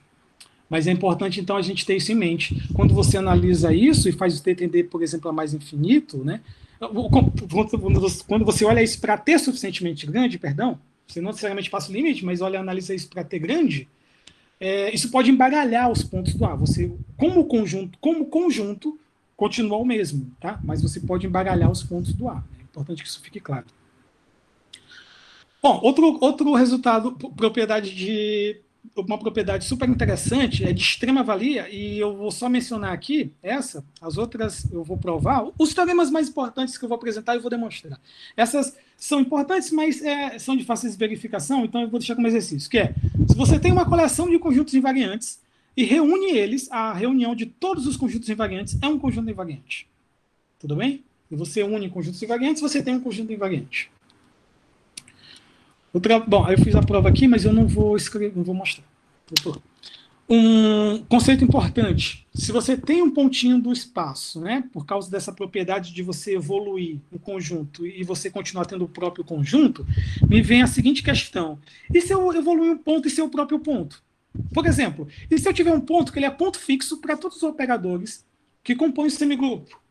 Esse ponto tem algum destaque? Eu mereço dar atenção a esse ponto? Merece. Essa classe de pontos são super importantes na análise de um sistema dinâmico. São chamados pontos de equilíbrio. Tá? São chamados pontos de equilíbrio do sistema dinâmico. Então, um ponto ele é dito ponto de equilíbrio do sistema dinâmico para o semigrupo, se ele é um ponto fixo de todos os operadores que compõem o semigrupo. beleza? A coleção dos pontos de equilíbrio de um semigrupo é um conjunto invariante, naturalmente, porque todo ponto satisfaz isso. Então, por que eu estou chamando a atenção para esse fato? Porque aqui nem o embaralhamento dos pontos vai ter, tá? Já que todo ponto é um ponto fixo, então nem o embaralhamento dos pontos vai ter na coleção dos pontos de equilíbrio. E aí eu chamo a atenção, já que eu falei que é sempre dar um ar de atualidade para as notas de aula, que uma linha de pesquisa é investigar a natureza e o comportamento dos pontos de equilíbrio de um sistema dinâmico. Por exemplo, quando você tem um sistema dinâmico em mãos, a coleção de equilíbrios ela pode se dar como uma coleção finita, pode ser que o sistema dinâmico tenha uma quantidade finita de equilíbrios, pode ser que ele tenha uma quantidade infinita, enumerável, ou até mesmo uma quantidade infinita não enumerável de equilíbrios. Ok? Pode ser que esses equilíbrios apareçam de forma discreta, como sendo um conjunto discreto. Pode ser que essa coleção de equilíbrios apareça definindo um conjunto não discreto, tá? Um conjunto que tem derivada zero, um conjunto que tem um ponto de acumulação. Então, a natureza dos pontos de equilíbrio de um sistema dinâmico é algo que está super em pauta. Até adianto, né? Se você for, por exemplo, naquela pesquisa, naquele tipo de exercício que eu falei de procurar artigos publicados hoje, né, sobre a teoria, vocês vão ver que há uma quantidade relativamente boa na literatura de artigos publicados sobre sistemas dinâmicos, assumindo ou lidando com sistemas dinâmicos, com semigrupos, em que a quantidade de equilíbrios ela aparece de forma finita. Olha só, finita, nem enumerável, finita. Tá? Então, os artigos que aparecem em que a coleção de equilíbrios se dá de forma enumerável, de forma enumerável infinita, de forma não enumerável, então, eles ainda não são muitos, embora já tenha uma boa quantidade, mas em relação aos artigos com quantidade infinita de equilíbrios, eles ainda não são muitos. E se você pensa, por exemplo, numa análise da dinâmica, né, de compreender... Eu estou falando isso pensando se você já tem atrator e quer entender a caracterização dos atratores e resultado de robustez, tá? Sobre os atratores. E aí, então, em geral, esses artigos, eles certamente, se o artigo versa sobre isso, né, sobre um sistema dinâmico que tem uma quantidade infinita de equilíbrios, provavelmente esse artigo vai ser muito bem visto, né? Vai ser provavelmente um artigo muito bem publicado. Então, essa é uma linha de pesquisa, né? Você lidar com sistemas dinâmicos, com semigrupos, que a quantidade de equilíbrios, os equilíbrios, eles aparecem em grande quantidade. Tá? Em grande quantidade no sentido de uma quantidade, por exemplo, não enumerável, quantidade desse sentido. Então, as linhas de pesquisa atuais hoje, elas estão convergindo para essa linha, para esse ramo. Bom, sigamos. Deixa eu dar alguns exemplos com EDOs mesmo, assim, que são fáceis de desenhar, né? Eu usei o Wolfram, tá? O Wolfram Alpha. Se você for lá digitar no Google Wolfram Alpha, que é a versão online gratuita, né? Então, é muito bom para fazer contas, né? Com equações diferenciais. É claro que dá para fazer tudo isso na mão, mas eu usei tudo o Wolfram para fazer essas continhas. Então, por exemplo, se você lança a mão dessa EDO, fixa o número positivo, lança a mão dessa EDO. Essa EDO você pode definir um semigrupo na reta. Por exemplo, o conjunto dos equilíbrios do semigrupo associado a essa EDO é o conjunto que contém esses três números. Por exemplo, como é que eu identifico isso? Tá? Naturalmente, você tem que pensar nos pontos que satisfazem a condição S de T do x estrela igual a x estrela. Do ponto de vista de solução, eu estou pensando nas soluções que não dependem do tempo. Tá? Porque aquela igualdade está me dizendo que não importa o tempo. Ou seja, diante de uma EDO, basta que eu pense, por exemplo, nos pontos que zeram lado direito. Quando eu penso nos pontos que zeram lado direito, eu tenho esses três pontos. Então, esses são os três equilíbrios do semigrupo associado a essa EDO. Tá? Essa EDO autônoma. Ok? Por exemplo, só para a gente ter uma ideia, o lado direito, né, que é um polinômio, a gente pode... Isso é uma ilustração do gráfico desse polinômio. E aqui eu tenho que é a raiz quadrada, tá, pessoal? Raiz quadrada, menos raiz quadrada de alfa, raiz quadrada de alfa. Antes de mandar os slides para vocês, eu vou fazer essa correção aqui. Outra coisa, se você usar a teoria clássica de EDO e derivar o lado direito aqui, que é essa função, esse polinômio, você vai encontrar essa derivada. A teoria clássica de EDO diz que, por exemplo, você pode classificar, no sentido de estabilidade, a Lyapunov, equilíbrios, no sentido de, por exemplo, As soluções com dados iniciais próximos a esses equilíbrios, elas vão para onde? Por exemplo, se elas vão para o equilíbrio, esses equilíbrios eles são estáveis, eu estou falando a grosso modo. Se as soluções se afastam do equilíbrio, então esse equilíbrio é dito instável. Uma maneira de você verificar isso em EDOs é calcula a derivada nos equilíbrios e olha o sinal da derivada. Por exemplo, se você for olhar o sinal da derivada em menos raiz quadrada de alfa e mais raiz quadrada de alfa, você vai ver que vai ter sinal negativo. Então, são equilíbrios estáveis ali para o 9. Então, por isso que a setinha aqui se aproximando deles, né? Se você for calcular a derivada no zero, você vai ver que vai dar positivo, isso aqui vai zerar, vai dar o alfa positivo, então o zero é um equilíbrio instável ali para o 9. Ou seja, as soluções com dados iniciais, as soluções que começam próximos desse dado inicial, elas se afastam desse dado inicial. Por isso que a seletinha está se afastando do zero. Tudo bem? E eu fiz essa ilustração só para mostrar que daqui a pouquinho, né, um exemplo de atrator. Tá? Deixa eu dar um outro exemplo. Eu acabei de falar sobre semigrupos que têm uma quantidade infinita, inumerável de equilíbrios. Né? Deixa eu dar um exemplo. Por exemplo, considere essa EDO autônoma, onde f é essa função aqui. Agora há pouco eu falei do Wolfram Alpha, né? Eu não trouxe aqui, eu acho que o desenho... Não, eu não coloquei o desenho nos slides, mas não é difícil ver que o gráfico dessa função, né, fica... Bom, tem um comportamento singular que não é difícil de você visualizar usando o Wolfram Alpha, se você digitar isso lá. O fato é que é o seguinte, essa função ela zera em todos esses pontos. Tá? Em todos esses pontos aqui, no 1, no meio, no terço, no quarto, em todos esses pontos. Ela zera em todos esses pontos e zera no zero também, né? Zera no zero. Então, todos esses pontos são equilíbrios para o semigrupo, que essa EDO autônoma, a ela está associada a um semigrupo na reta. Tá? Então, por exemplo, esse semigrupo, esse sistema dinâmico, é um exemplo de um sistema dinâmico que tem uma quantidade infinita, nesse caso inumerável, de equilíbrios. Ok? E aí, por exemplo, você tem essa propriedade, né? Zero é um ponto de acumulação do conjunto dos equilíbrios. Então, investigar a dinâmica de semigrupos em que você tem esse tipo de comportamento com relação aos equilíbrios é algo que está em pauta hoje, né? Na teoria, nas linhas atuais de pesquisa. Embora ainda tenha uma série de problemas, desculpem, associado a problemas com semigrupos que possuem apenas uma quantidade finita de equilíbrios, né? Mas o que a gente tem percebido é que trabalhos nessa direção têm sido muito mais bem recebidos, né? Você tem visto esses artigos muito mais bem publicados.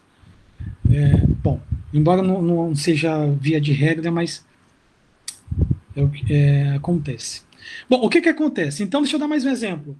Eu não posso deixar de dar esse exemplo, o sistema de Lorentz, porque eu quero falar sobre atratores, e talvez o atrator mais afamado da teoria é o atrator de Lorentz, né? É o mais famoso, né? Por causa da geometria, né? Aliás, e também pelas historinhas que são contadas, né? E que a gente tem sobre esses atratores. Daqui a pouquinho eu vou mostrar o atrator, mas deixa eu falar do sistema de Lorentz, né? Esse é o sistema de Lorentz, é um sistema de 3 EDOs, autônomas. Então, o espaço de fase aqui é o R3, você tem 3 EDOs escalares.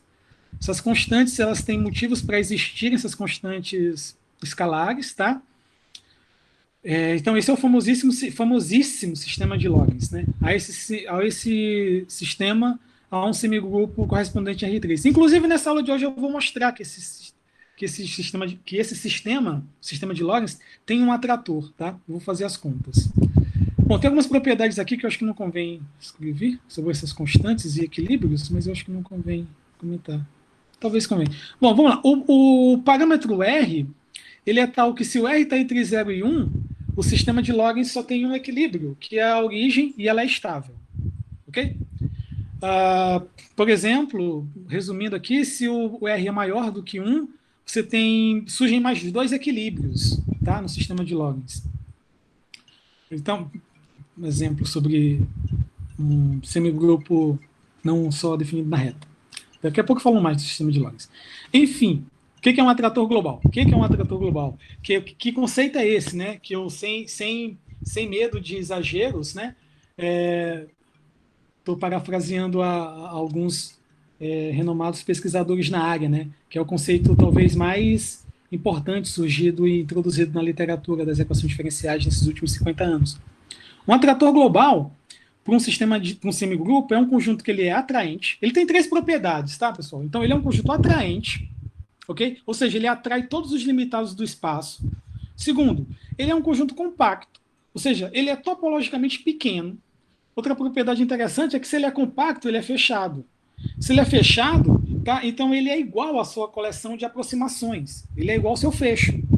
Então isso é interessante, porque, por exemplo, se a ideia é que o fecho atraia pela noção de atração, a evolução, né, dos pontos, dos conjuntos, termina no fecho, né? Mas aqui o fecho é o próprio conjunto. Tá? Então, há essa força do atrator, ele é compacto, e outra propriedade é que ele é invariante. Essas 3 propriedades juntas é de extrema importância. Por quê? O sistema dinâmico, eu estou definindo aqui em espaço métrico, o semigrupo, mas eu posso muito bem ter um semigrupos em mãos definido no espaço, por exemplo, vetorial de dimensão infinita. E se esse sistema dinâmico tem um atrator, o atrator é um conjunto topologicamente pequeno, porque ele é limitado. Tá? E ele é atraente. O fato dele ser atraente significa dizer que é um objeto pequeno, topologicamente, mas que é nele, no entorno dele, que mora, tá? A evolução de todos os conjuntos limitados do espaço, porque ele é atraente. Porque ele atrai todos os limitados do espaço. Uma questão natural é você indagar, e se eu evoluir esse conjunto? Olha que interessante, e ele é invariante. Se você tentar evoluir ele, você não vai sair do lugar. No máximo, você vai embaralhar os pontos dentro dele. Mas de dentro dele, você não sai, né? Você não tira ele do lugar. Tá? Então, mesmo o sistema dinâmico, ele agindo, né, num espaço que eu não tenho a menor ideia da dimensão algébrica, do tamanho, da magnitude que é, se um sistema dinâmico tem um atrator global, tá? O comportamento assintótico a longo prazo, ok? A análise assintótica, ela mora em um conjunto pequeno, em um conjunto que é compacto, e ele é invariante. Tá? Deixa eu dar alguns exemplos. Eu vou provar a matemática, eu vou escrever as contas, né, com vocês aqui e mostrar que o sistema de Lorentz tem atrator. Mas eu não poderia, seria pecado não dar como exemplo, pelo menos mencionar, né, um sistema que tem um semigrupo que tem atrator, né? É o sistema de Lorentz, né? E o famosíssimo atrator de Lorentz tem essa geometria. Tá? Eu vou mostrar que, de fato, esse sistema tem um atrator ainda nessa aula de hoje, ou talvez no começo da próxima, mas só para adiantar, usando recursos computacionais, é possível ver que essa é a geometria, parece uma borboleta de asas abertas, o atrator estranho de Lorentz, né? É como a gente chama o atrator de Lorentz. Bom, eu vou seguir um pouco, né? Aquela EDO que eu mencionei agora há pouco, por exemplo, essa EDO, essa EDO autônoma, que ela há um semigrupo associado na reta, por exemplo, esse intervalo é o atrator global. Esse semigrupo tem um atrator global, e esse é o atrator global. Aquele intervalo lá que estava desenhado que estava demarcado de vermelho, né? Por exemplo, se você considerar o semigrupo associado a essa EDO, que eu também mencionei agora há pouco, e a peculiaridade aqui dessa EDO, é um exemplo de ela associado um semigrupo que tem uma quantidade inumerável de equilíbrios, né? Inumerável infinita de equilíbrios. Também tem um atrator global e o atrator é um intervalo 0,1. Tá? Então, só para dar um exemplo. Mas eu queria falar um pouco mais desse conceito, tá? Do conceito do atrator global. Eu quero vender um pouco mais. Eu quero que no final vocês possam me dizer que, de fato, vocês têm interesse em comprar esse conceito, tá? Que vocês têm interesse em aderir à causa, que é estudar a teoria de atratores para sistemas dinâmicos. Então é o seguinte, outra coisa interessante é o seguinte, que é isso que eu mencionei, né? Mesmo que eu não tenha dimensão da algébrica, ou dimensão em algum sentido, noção em algum sentido do tamanho do espaço de fases, se um sistema dinâmico tem atrator global, o curioso é que esse é um conjunto topologicamente pequeno, ele é invariante, se você tentar evoluir, você não vai sair de lá, e ele é compacto, né? Ele é topologicamente pequeno e ele é atraente, a evolução dos pontos limitados mora nele, né? Termina nele, né? Termina nesse, ou seja, ele basicamente resume, e é nesse sentido, por exemplo, que a gente costuma dizer que estudar sistemas dinâmicos é estudar resultados de previsibilidade do futuro. Porque se você tem um sistema dinâmico que modela algum fenômeno, né, evolutivo, e a esse sistema dinâmico você pode garantir a existência de um atrator global, essencialmente o que você está fazendo é apresentando um resultado de previsibilidade do futuro. Naturalmente, uma questão que fica é, mas não há ambiguidade? Será que, por exemplo, há 2 atratores globais para um sistema dinâmico? A resposta é não. Se um atrator global existe para um sistema dinâmico, esse objeto é único, tá? E a prova é relativamente simples. Se você for por absurdo que um sistema dinâmico tem 2 atratores, um A1 e um A2, e aí você pode fazer a conta assim, você pode pensar assim, por exemplo, então, como o atrator A1 atrai o atrator A2, se A2 é atrator, ele é compacto, se ele é compacto, ele é limitado, então o A1 teria que atrair o A2. Se o A1 atrai A2, então vale esse limite, vale essa igualdade. Bom, mas o A2 é atrator, então ele é invariante. A evolução dele pelo sistema dinâmico é ele mesmo. Tá? Então você tem essa igualdade. Então, essa expressão se resume a essa. Ou seja, você não tem mais dependência do T. Então, e limite de uma constante é a própria constante. Então, eu sou obrigado a concluir que essa quantidade tem que ser zero. Bom, peraí, mas se essa quantidade é zero, se a semidistância de Hausdorff de A2 a 1 é zero, é porque o A2 está contido no feixe do A1. Que é aquela propriedade que ensina a gente a ler isso como sendo o A2, assina a ler isso como sendo o quanto o A2 está contido no A1. Né? Então, o A2 está no fecho do A1, mas o A1 é compacto, porque ele é atrator. Então, o A2 está contido no A1. Se a gente usa esse mesmo argumento no sentido recíproco, né? Então você vai concluir que o A1 está contido no A2, então esses conjuntos são iguais. Esses atratores, o A1 é igual ao conjunto A2, e é por isso que só há um único atrator se ele existe para um sistema dinâmico. Legal? Outro conceito super importante é o conceito de solução global para um sistema dinâmico. Tá?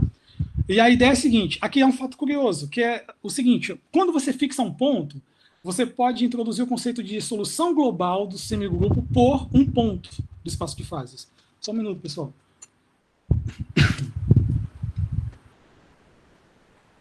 Então, a ideia é a seguinte, uma solução global é uma aplicação, tá? É uma função, é uma aplicação vetorial, toma valores no espaço de fase, definidas na reta, tal que, para parâmetros não negativos, ela é o semigrupo. Para parâmetros negativos, como é que você define? Bom, você define dessa forma. O que acontece aqui é que isso prevê, tá, a existência de uma pré-imagem do X por essas aplicações. Então, isso significa dizer que soluções globais elas não necessariamente existem. Porque quando eu defini semigrupo, eu não disse em momento nenhum que os SDTs eles devem ser aplicações sobrejetoras. Tá? Então, eu fiz um desenho para explicar isso melhor. Mas deixa eu ler aqui, que é o seguinte. Quem seria o SDT quando o T é negativo? Aí você tem que fazer assim. Bom, eu quero saber quem é SDT quando o T é negativo. O que eu faço? Eu olho essas expressões, tá? Quando S varia de 0 a menos T, porque aí menos T é positivo, tá? E essa expressão vai definir o S de S do φ desse ponto, T. O que eu estou querendo dizer com isso? O seguinte, eu tenho um x aqui que está no momento que eu vou identificar como um momento que eu vou decretar como o presente da história. Tá? O presente da história tá aqui, ele ocorre nesse cenário aqui, nessa cópia aqui do x. Quem é esse de, eu estou querendo entender o que é esse de T para T negativo. É o seguinte, é um ponto, tá? Que quando eu evoluo ele quem é o S de T? É um ponto que quando eu evoluo ele pelo operador S de menos T, isso reproduz o X. Então é por isso que cabe aquela minha fala. Isso prevê que o X tem uma pré-imagem no instante T, para que eu defina o φ de T. Para que eu defina uma solução global, isso prevê que o X tem uma pré-imagem pelo S de T para qualquer T. Ou seja, eu estou, mesmo que eu não peça que as aplicações sejam sobrejetoras desde o começo, mas se eu tento definir solução global, eu tenho que ter isso, né? Essas pré-imagens, tá? Então, soluções globais não necessariamente existem, porque essas aplicações que definem um semigrupo, elas não necessariamente são sobrejetoras. Mas quando são, eu posso definir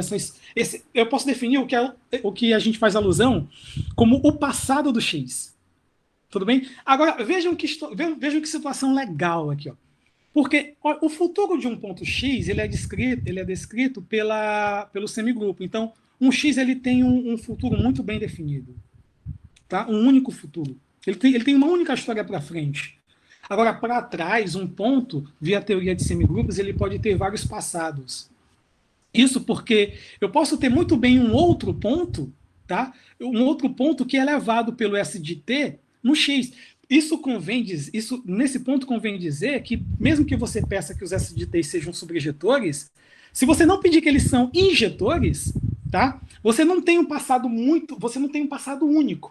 Então você pode ter ramificações para trás, né? Você pode ter um só destino, mas uma só linha de destino, mas ramificações para trás. Você pode ter passados diferentes, tá? Se as aplicações não são sobrejetoras. É por isso que, num instante de tempo T, se eu fosse pensar, por exemplo, eu costumo brincar dizendo o seguinte: se eu fosse contar o passado do X, como era o X no instante de tempo T para trás, tá?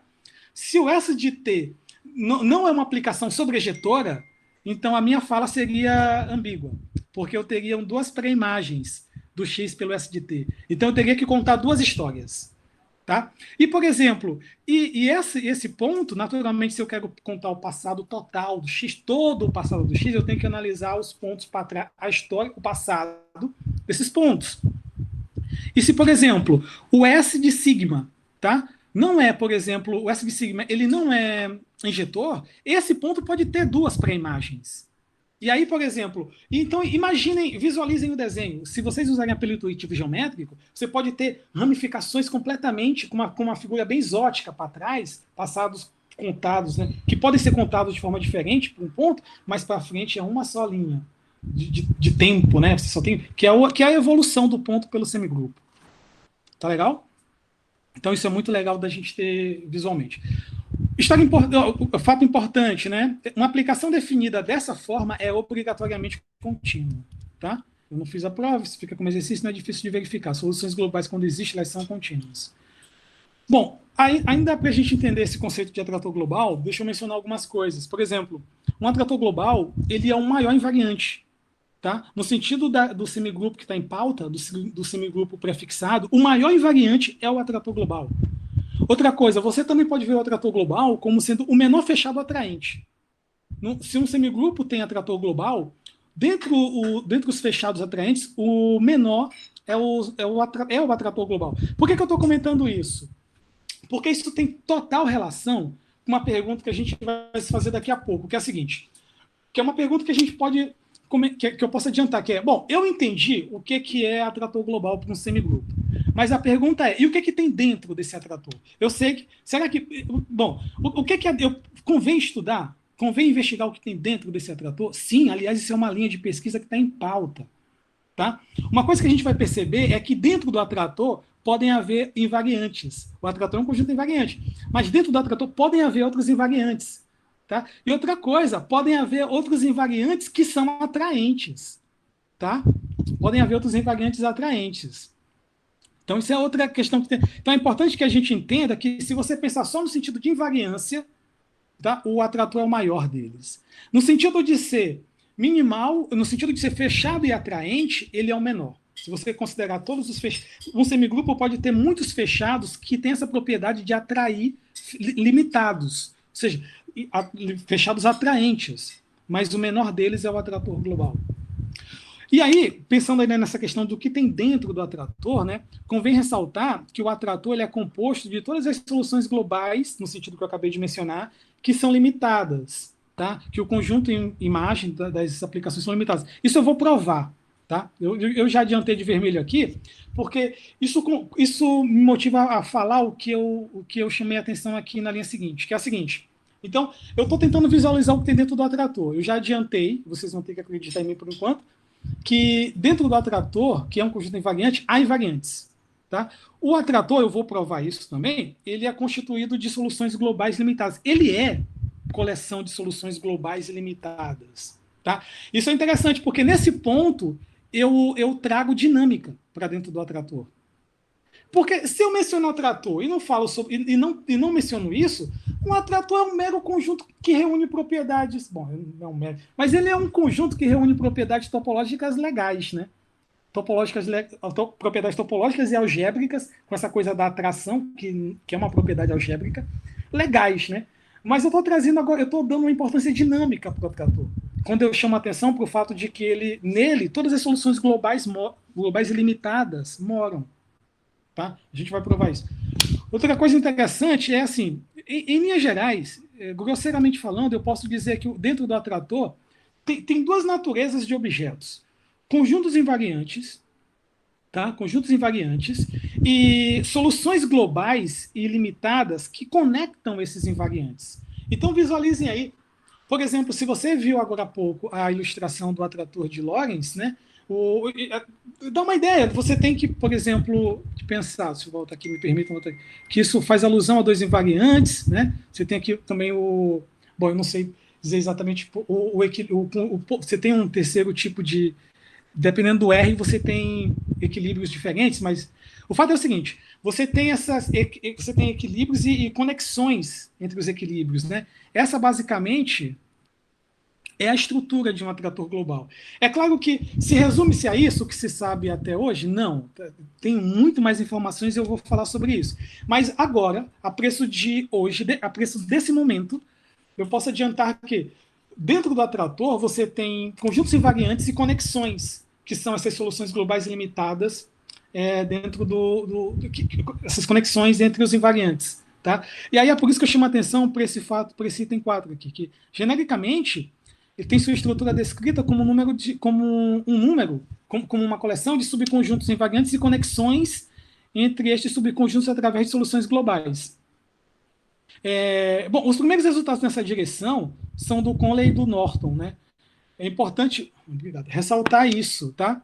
Eu mencionei aqui a expressão pontos recorrentes e pontos gradientes, porque a princípio a gente costuma dizer que há pontos com dois tipos de natureza dentro do atrator. Os recorrentes, que fazem alusão aos conjuntos invariantes, né, que constituem os conjuntos invariantes, e os pontos gradientes, né, que fazem alusão às conexões, tá, dentro do atrator global. Então, a princípio, essa é a dinâmica que há dentro de um atrator global quando ele existe. A gente pode ser mais preciso, a gente vai ser daqui a pouco, mas a preço desse momento, isso é bom que a gente já tenha em mente, né, esse afamado objeto dinâmico. Vou falar mais coisas. Tópicos de pesquisa. Por exemplo, quando você está quando você identifica um semigrupo, um sistema dinâmico, questão interessante a ser respondida. Esse sistema dinâmico tem atrator global? Por exemplo, vocês vão encontrar na literatura uma série de artigos que versam sobre garantir a existência de um semigrupo e provar que esse semigrupo tem atrator global, resultado de existência de atrator global. Tá? Isso é publicável. Talvez hoje, a menos que você tenha uma certa peculiaridade, uma certa dificuldade, uma certa peculiaridade, né? Certa relevância da estrutura do semigrupo. Mas até pouco tempo, só obter a existência do semigrupo já era um resultado publicável, né? Hoje você precisa fazer mais coisas no ativo para publicar. Bom, mas outro ponto importante também para seguir como linha de pesquisa, né, para quem pretende adentrar nessa área. Pensar um pouco dessas questões que eu estou comentando. A descrição interna, a caracterização, o que tem dentro do atrator? Tá? Outra questão interessante. Em dinâmica, há diversas maneiras de você definir a noção de dimensão. Tá? Posso mencionar só o conceito de duas clássicas, que é a noção de dimensão de Hausdorff e de dimensão fractal. Uma questão interessante é saber qual é a dimensão dos atratores que você, a princípio, mostrou que existem, que você mostrou que existe. Né? Então, essa questão de saber, de você ter pelo menos cota da dimensão do atrator é uma linha de pesquisa que está em pauta e é muito comum também, muito fácil encontrar resultados na literatura aí sobre isso.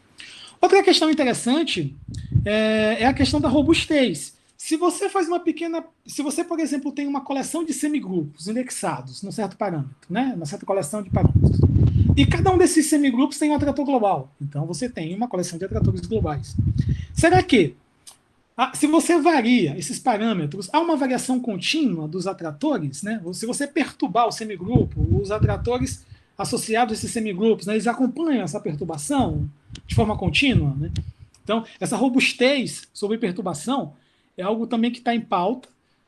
Aqui cabe até parênteses, porque a Escola Brasileira de Sistemas Dinâmicos, né, embora tenha atuado fortemente em todas essas linhas aqui, a trabalhos significativos com relação a esses 4 temas, né?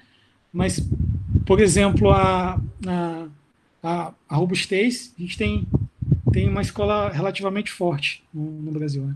Bom, toda a teoria de atratores em dimensão infinita, né? A gente tem uma relação, a escola brasileira tem uma contribuição significativa nessa. Então, é alguma coisa que também tem a ver com isso, também termina atraindo muito mais a gente, né? Bom, deixa eu comentar um pouco mais da teoria, tá? Falar um pouco mais de matemática, que é o seguinte: uma observação que vai ajudar muito a gente a entender esse objeto atrator global.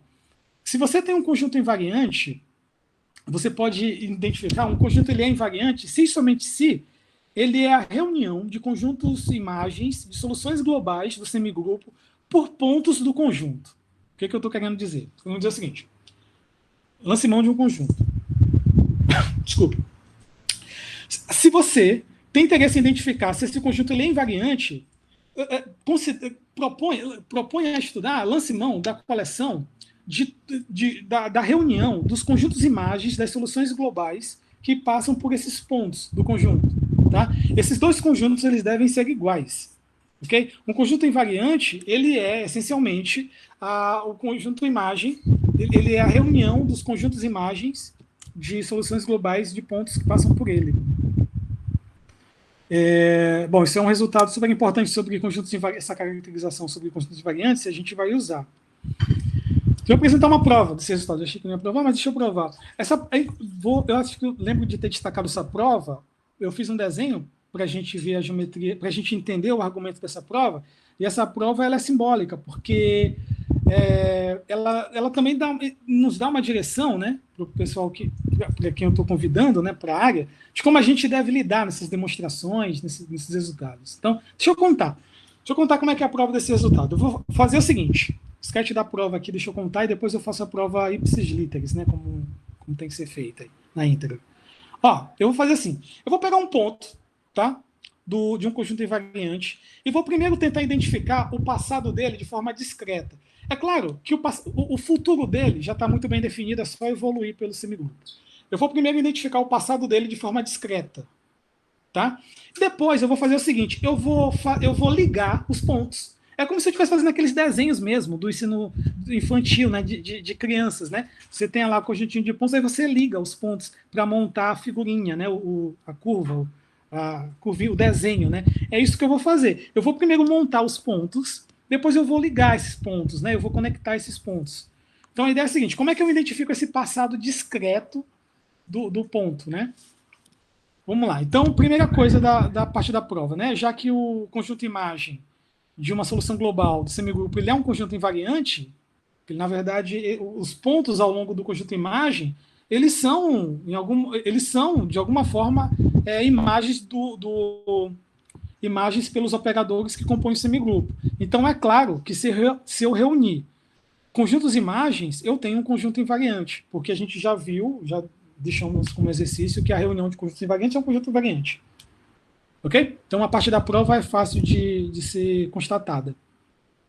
Talvez a parte mais delicada e simbólica é você fazer a outra parte da prova, que é você ter em mãos um conjunto invariante e mostrar que ele é a reunião dos conjuntos imagens das soluções globais de pontos desse conjunto, né? Então, por exemplo, imagina que há um conjunto invariante e lança a mão de um pontinho no A. Ok? Como o A ele é um conjunto invariante, então o S de T do X0, o X0 é o pontinho que eu destaquei do A, ele pertence ao A para todo o T maior ou igual a zero. E outra coisa, né? O A ele é o S de T do A para todo o T, porque o A é invariante. Então, eu posso muito bem pensar que o X0 ele é o S, por exemplo, ele é o S1, o S no parâmetro 1, ele é o S1 do A. Se o X0 é o S1 do A, então, a rigor, eu posso muito bem dizer que existe um X a menos 1 no A, tal que o X0 é o S1 do X a menos 1. Tudo bem? Seguindo, eu posso usar o mesmo argumento com o X1. se o x1 pertence ao A e o A é S de T do A para todo T, o x1 pertence ao A, que é o S1 do A. Então, o x a menos 1, ele é o S1 de algum ponto do A. Esse algum ponto do A, eu vou dizer que é o x a menos 2 do A. Se eu sigo com essa linha de raciocínio, eu posso definir uma sequência indexada em menos S. Me acompanham? Tal que o x a menos S mais 1 é o S1 do x a menos N. O x menos N mais 1 é o S1 do x menos N. Para todo N. Tá? Para todo N. Bom, uma pergunta é a seguinte. Isso porque eu estou comparando um ponto com o antecessor a ele. Né? Um ponto com o antecessor a ele. Mas uma pergunta é, tá, e qual é o link desse último ponto que você falou com x0? Fácil. Pela propriedade de semigrupo, o x0 pode muito bem ser visto como sendo o Sn do x menos n. É só fazer a continha aí, né? Usar a propriedade de semigrupo. S de T mais S é S de T composto com S do S. Tá? Mas, geralmente, eu posso muito bem concluir que vale essa identidade. Para M maior ou igual a N. O que eu acabei de fazer? Eu acabei de fazer essa figurinha aqui. Ó. Eu acabei de desenhar isso. Eu tenho um x0 no A. Eu identifiquei o x a menos 1, eu garanti que esse ponto existe, tá? No A. E esse ponto aqui está no A, porque no invariante, porque, ratifico, o A é S1 do A. Então, o x0 é o S1 de algum ponto do A, que é o x a menos 1. O x a menos 1 que está no A, o x a menos 1, ele é o S1 de um ponto do A. Se esse algum ponto do A é o x a menos 2, que poderia ser também o x duas linhas, por isso que eu mencionei aqui, mas me interessa só um, tá? Porque aí um caminho define para mim uma solução, né? Então, eu destaquei 2 aqui, me interessa um, x a menos 2. E assim surge o x a menos 3, e aí assim segue. Então, com isso, eu acabo de definir o passado discreto do x0, tá? É como se eu estivesse olhando o passado, alguém estivesse me contando o passado do x0, e eu, na minha lentidão, que só estou tirando fotos, tá? Então eu consigo capturar imagens, né, em momentos discretos do passado do x0, tá? Bom, beleza, mas eu estou interessado numa solução global que passa por x0, então eu tenho que ligar esses pontos. E detalhe, eu tenho que ligar de forma contínua, porque tem que ser solução global. E, bom, outra coisa é que eu tenho que ligar de tal forma, eu não posso ligar de qualquer forma, tenho que ligar de tal forma que valha essa identidade. Eu tenho que obter uma solução global que passa pelo x0. Como é que eu produzo esse caminho que passa por x0? Eu venho aqui e defino como é que eu produzo esse caminho. Por exemplo, como é que eu produzo esse caminho azul? Tá? Percebo que as setinhas estão sempre aqui. Ó. Esse caminho azul. Quando eu venho aqui, por exemplo, e defino essa aplicação que Por exemplo, se eu defino essa aplicação que para frente, é o próprio semigrupo atuando. Tá? Quem leva o x0 é o semigrupo. O passado do x0 eu defino assim, eu vou com calma. Me interessa, por exemplo, ligar o x a menos, sei lá, o x a menos 100 com o x a menos 101. Né? E ligar de forma contínua, satisfazendo aquela propriedade lá de solução global. Então eu defino aqui, pessoal, dessa forma. Por que essa definição está bem posta? Por que essa aplicação está bem posta? E por que essa aplicação é uma solução global? Vou contar aqui. Ó. Por exemplo, a primeira coisa que eu tenho que checar é que se eu não considero... vamos entender essa definição. Só fazer alguns testes aqui. Ó. Por exemplo, se você considerar tal como sendo menos n, aqui zera. Tal como sendo menos n. Tá? E aí, tal como sendo menos n, e o S de 0 menos n é x0. O S de...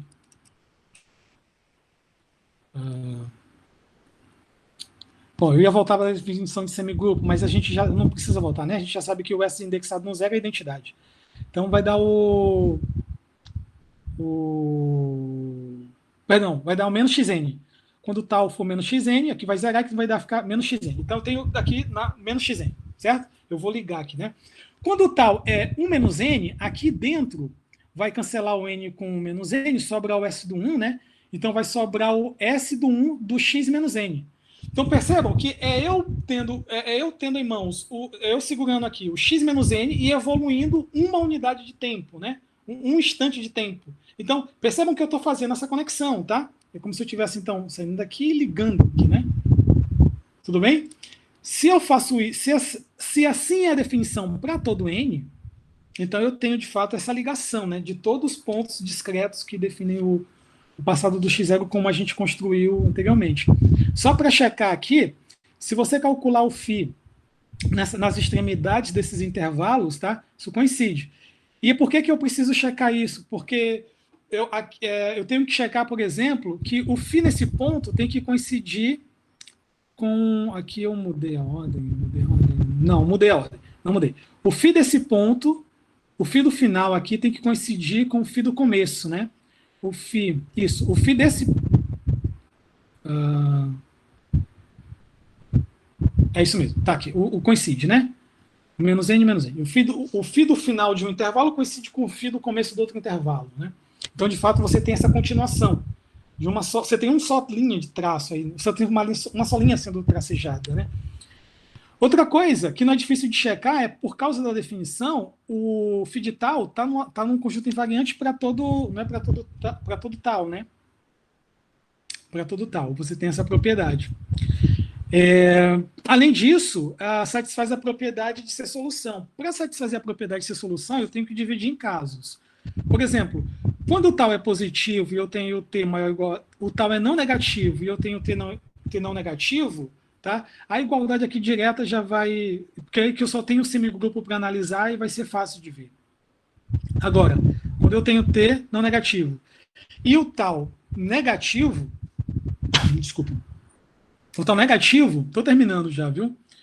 Eu tenho que separar em casos. Por exemplo, quando o tal é negativo, se eu tiver t mais tal maior ou igual a zero, claro que eu estou pensando que se eu tenho tal negativo, por algum n, eu tenho que fixar o tal num intervalo como esses, né? Como esses aqui. Então, se o tal está negativo, ele cai num intervalo como esse por algum n, para eu usar essa expressão, tá? Então, para tal negativo, estou supondo, então, que o tal cai num intervalo como esse, por algum n, e aí, se a gente supor que t mais tal é maior ou igual a zero, ok? Então, eu vou checar aquela propriedade lá da definição de solução global, então eu vou começar dessa forma. Bom, vamos lá. Começando dessa forma, pela definição do sigma, do xi, né, do QSI, pela definição do QSI, o QSI de tal vai ser exatamente isso, porque a gente está com um caso que o tal é negativo, e QSI do tal tem essa lei de formação. Tenho isso, certo? Mas essa expressão é maior ou igual a zero. Então, com relação a esses dois operadores, eu posso usar a propriedade de semigrupo. Então, eu junto eles, ok? Depois eu posso separar dessa forma, porque isso aqui é não negativo, o n é número natural e não negativo. Posso separar assim. S de n, x menos n, pela maneira como a gente construiu de forma discreta o passado do x0, isso é x0. Tá? E essa expressão é exatamente a expressão que define o QSI de t mais tal, quando esse parâmetro aqui é maior ou igual a zero. Então, de fato, eu tenho essa propriedade, aquela propriedade de solução global, nesse caso. Bom, no caso em que isso é negativo, está aqui a conta, eu vou deixar para vocês lerem, a gente também consegue verificar. Então, eu consigo concluir que, de fato, vale a propriedade que faz com que essa aplicação seja uma solução global do semigrupo passando por x0. Beleza? Bom, só para concluir, não sei se eu fiz prova aqui, fiz prova, então eu acho que eu vou encerrar aqui no Teorema 3, né? Eu supervalorizei o tempo, achei que ia conseguir falar mais coisas, então, o que eu prometi o que eu prometi fazer hoje, eu faço no começo da quarta. Para terminar, deixa eu apresentar esse resultado, que garante que um atrator global, quando existe para um semigrupo, ele se exprime como se na reunião de todos os subconjuntos invariantes limitados de x. Tá? Um atrator global, ele é isso, ele é a reunião de todos os invariantes limitados do espaço, né? Do espaço de fases. Essa prova não é difícil de ser feita, porque é o seguinte, bom, é claro que se o A ele é um atrator global, como ele é compacto, ele é limitado. Tá? E como ele é limitado e ele é invariante, ele faz parte dessa coleção. Então, como ele faz parte dessa coleção, ele está contido na reunião de todos os subconjuntos invariantes ilimitados de x. Percebam aqui que eu estou usando a expressão invariante, é invariante sob a ação em relação ao semigrupo em questão. Tá? Esse adjetivo eu estou omitindo, mas é naturalmente em relação ao semigrupo que está em pauta, né? Que está destacado. Então, uma inclusão a gente já tem, né? Nessa cadeia de inclusões aí que a gente precisa demonstrar. Falta mostrar que vale a outra inclusão. Para outra inclusão, eu vou fazer o seguinte, eu vou lançar mão de um objeto nessa coleção. Então, Considere B um conjunto que é invariante ilimitado, certo? Se B é um invariante limitado, como ele é limitado, ele é atraído pelo atrator. Então, você tem esse limite valendo, né? Essa igualdade vale, o limite dessa semidistância é zero, quando o t tende a mais infinito. No entanto, o B, como ele é invariante, ST do B, seja qual for t, é o próprio B. Tá? Então, no final das contas, o que você vai ter é que a semidistância de ST de B ao atrator vai se resumir a isso, né? A semidistância do B ao atrator. Bom, agora aqui não tem mais dependência do t, então o limite da expressão que não depende do t é a própria expressão. Então você vai ser obrigado a concluir que essa quantidade é zero. Só que a gente já viu da propriedade de semidistância de Hausdorff. Se essa quantidade é zero, é porque o B está contido no fecho do segundo conjunto. Mas o segundo conjunto é fechado, que é um atrator, né? Compacto. Então o B está contido no A. Ok? Tranquilo. Então, se vocês perceberem, as provas elas são divertidas, porque elas basicamente contam, elas parecem estar em movimento, né? Elas parecem estar. Ao fazer a prova, ao reproduzir uma prova como essa, parece que a gente conta um filme, né? É possível ver isso, o filme sendo rodado, né, na nossa frente. Isso é que é muito legal estudar, né, ao estudar tratores, né, ao estudar sistemas dinâmicos.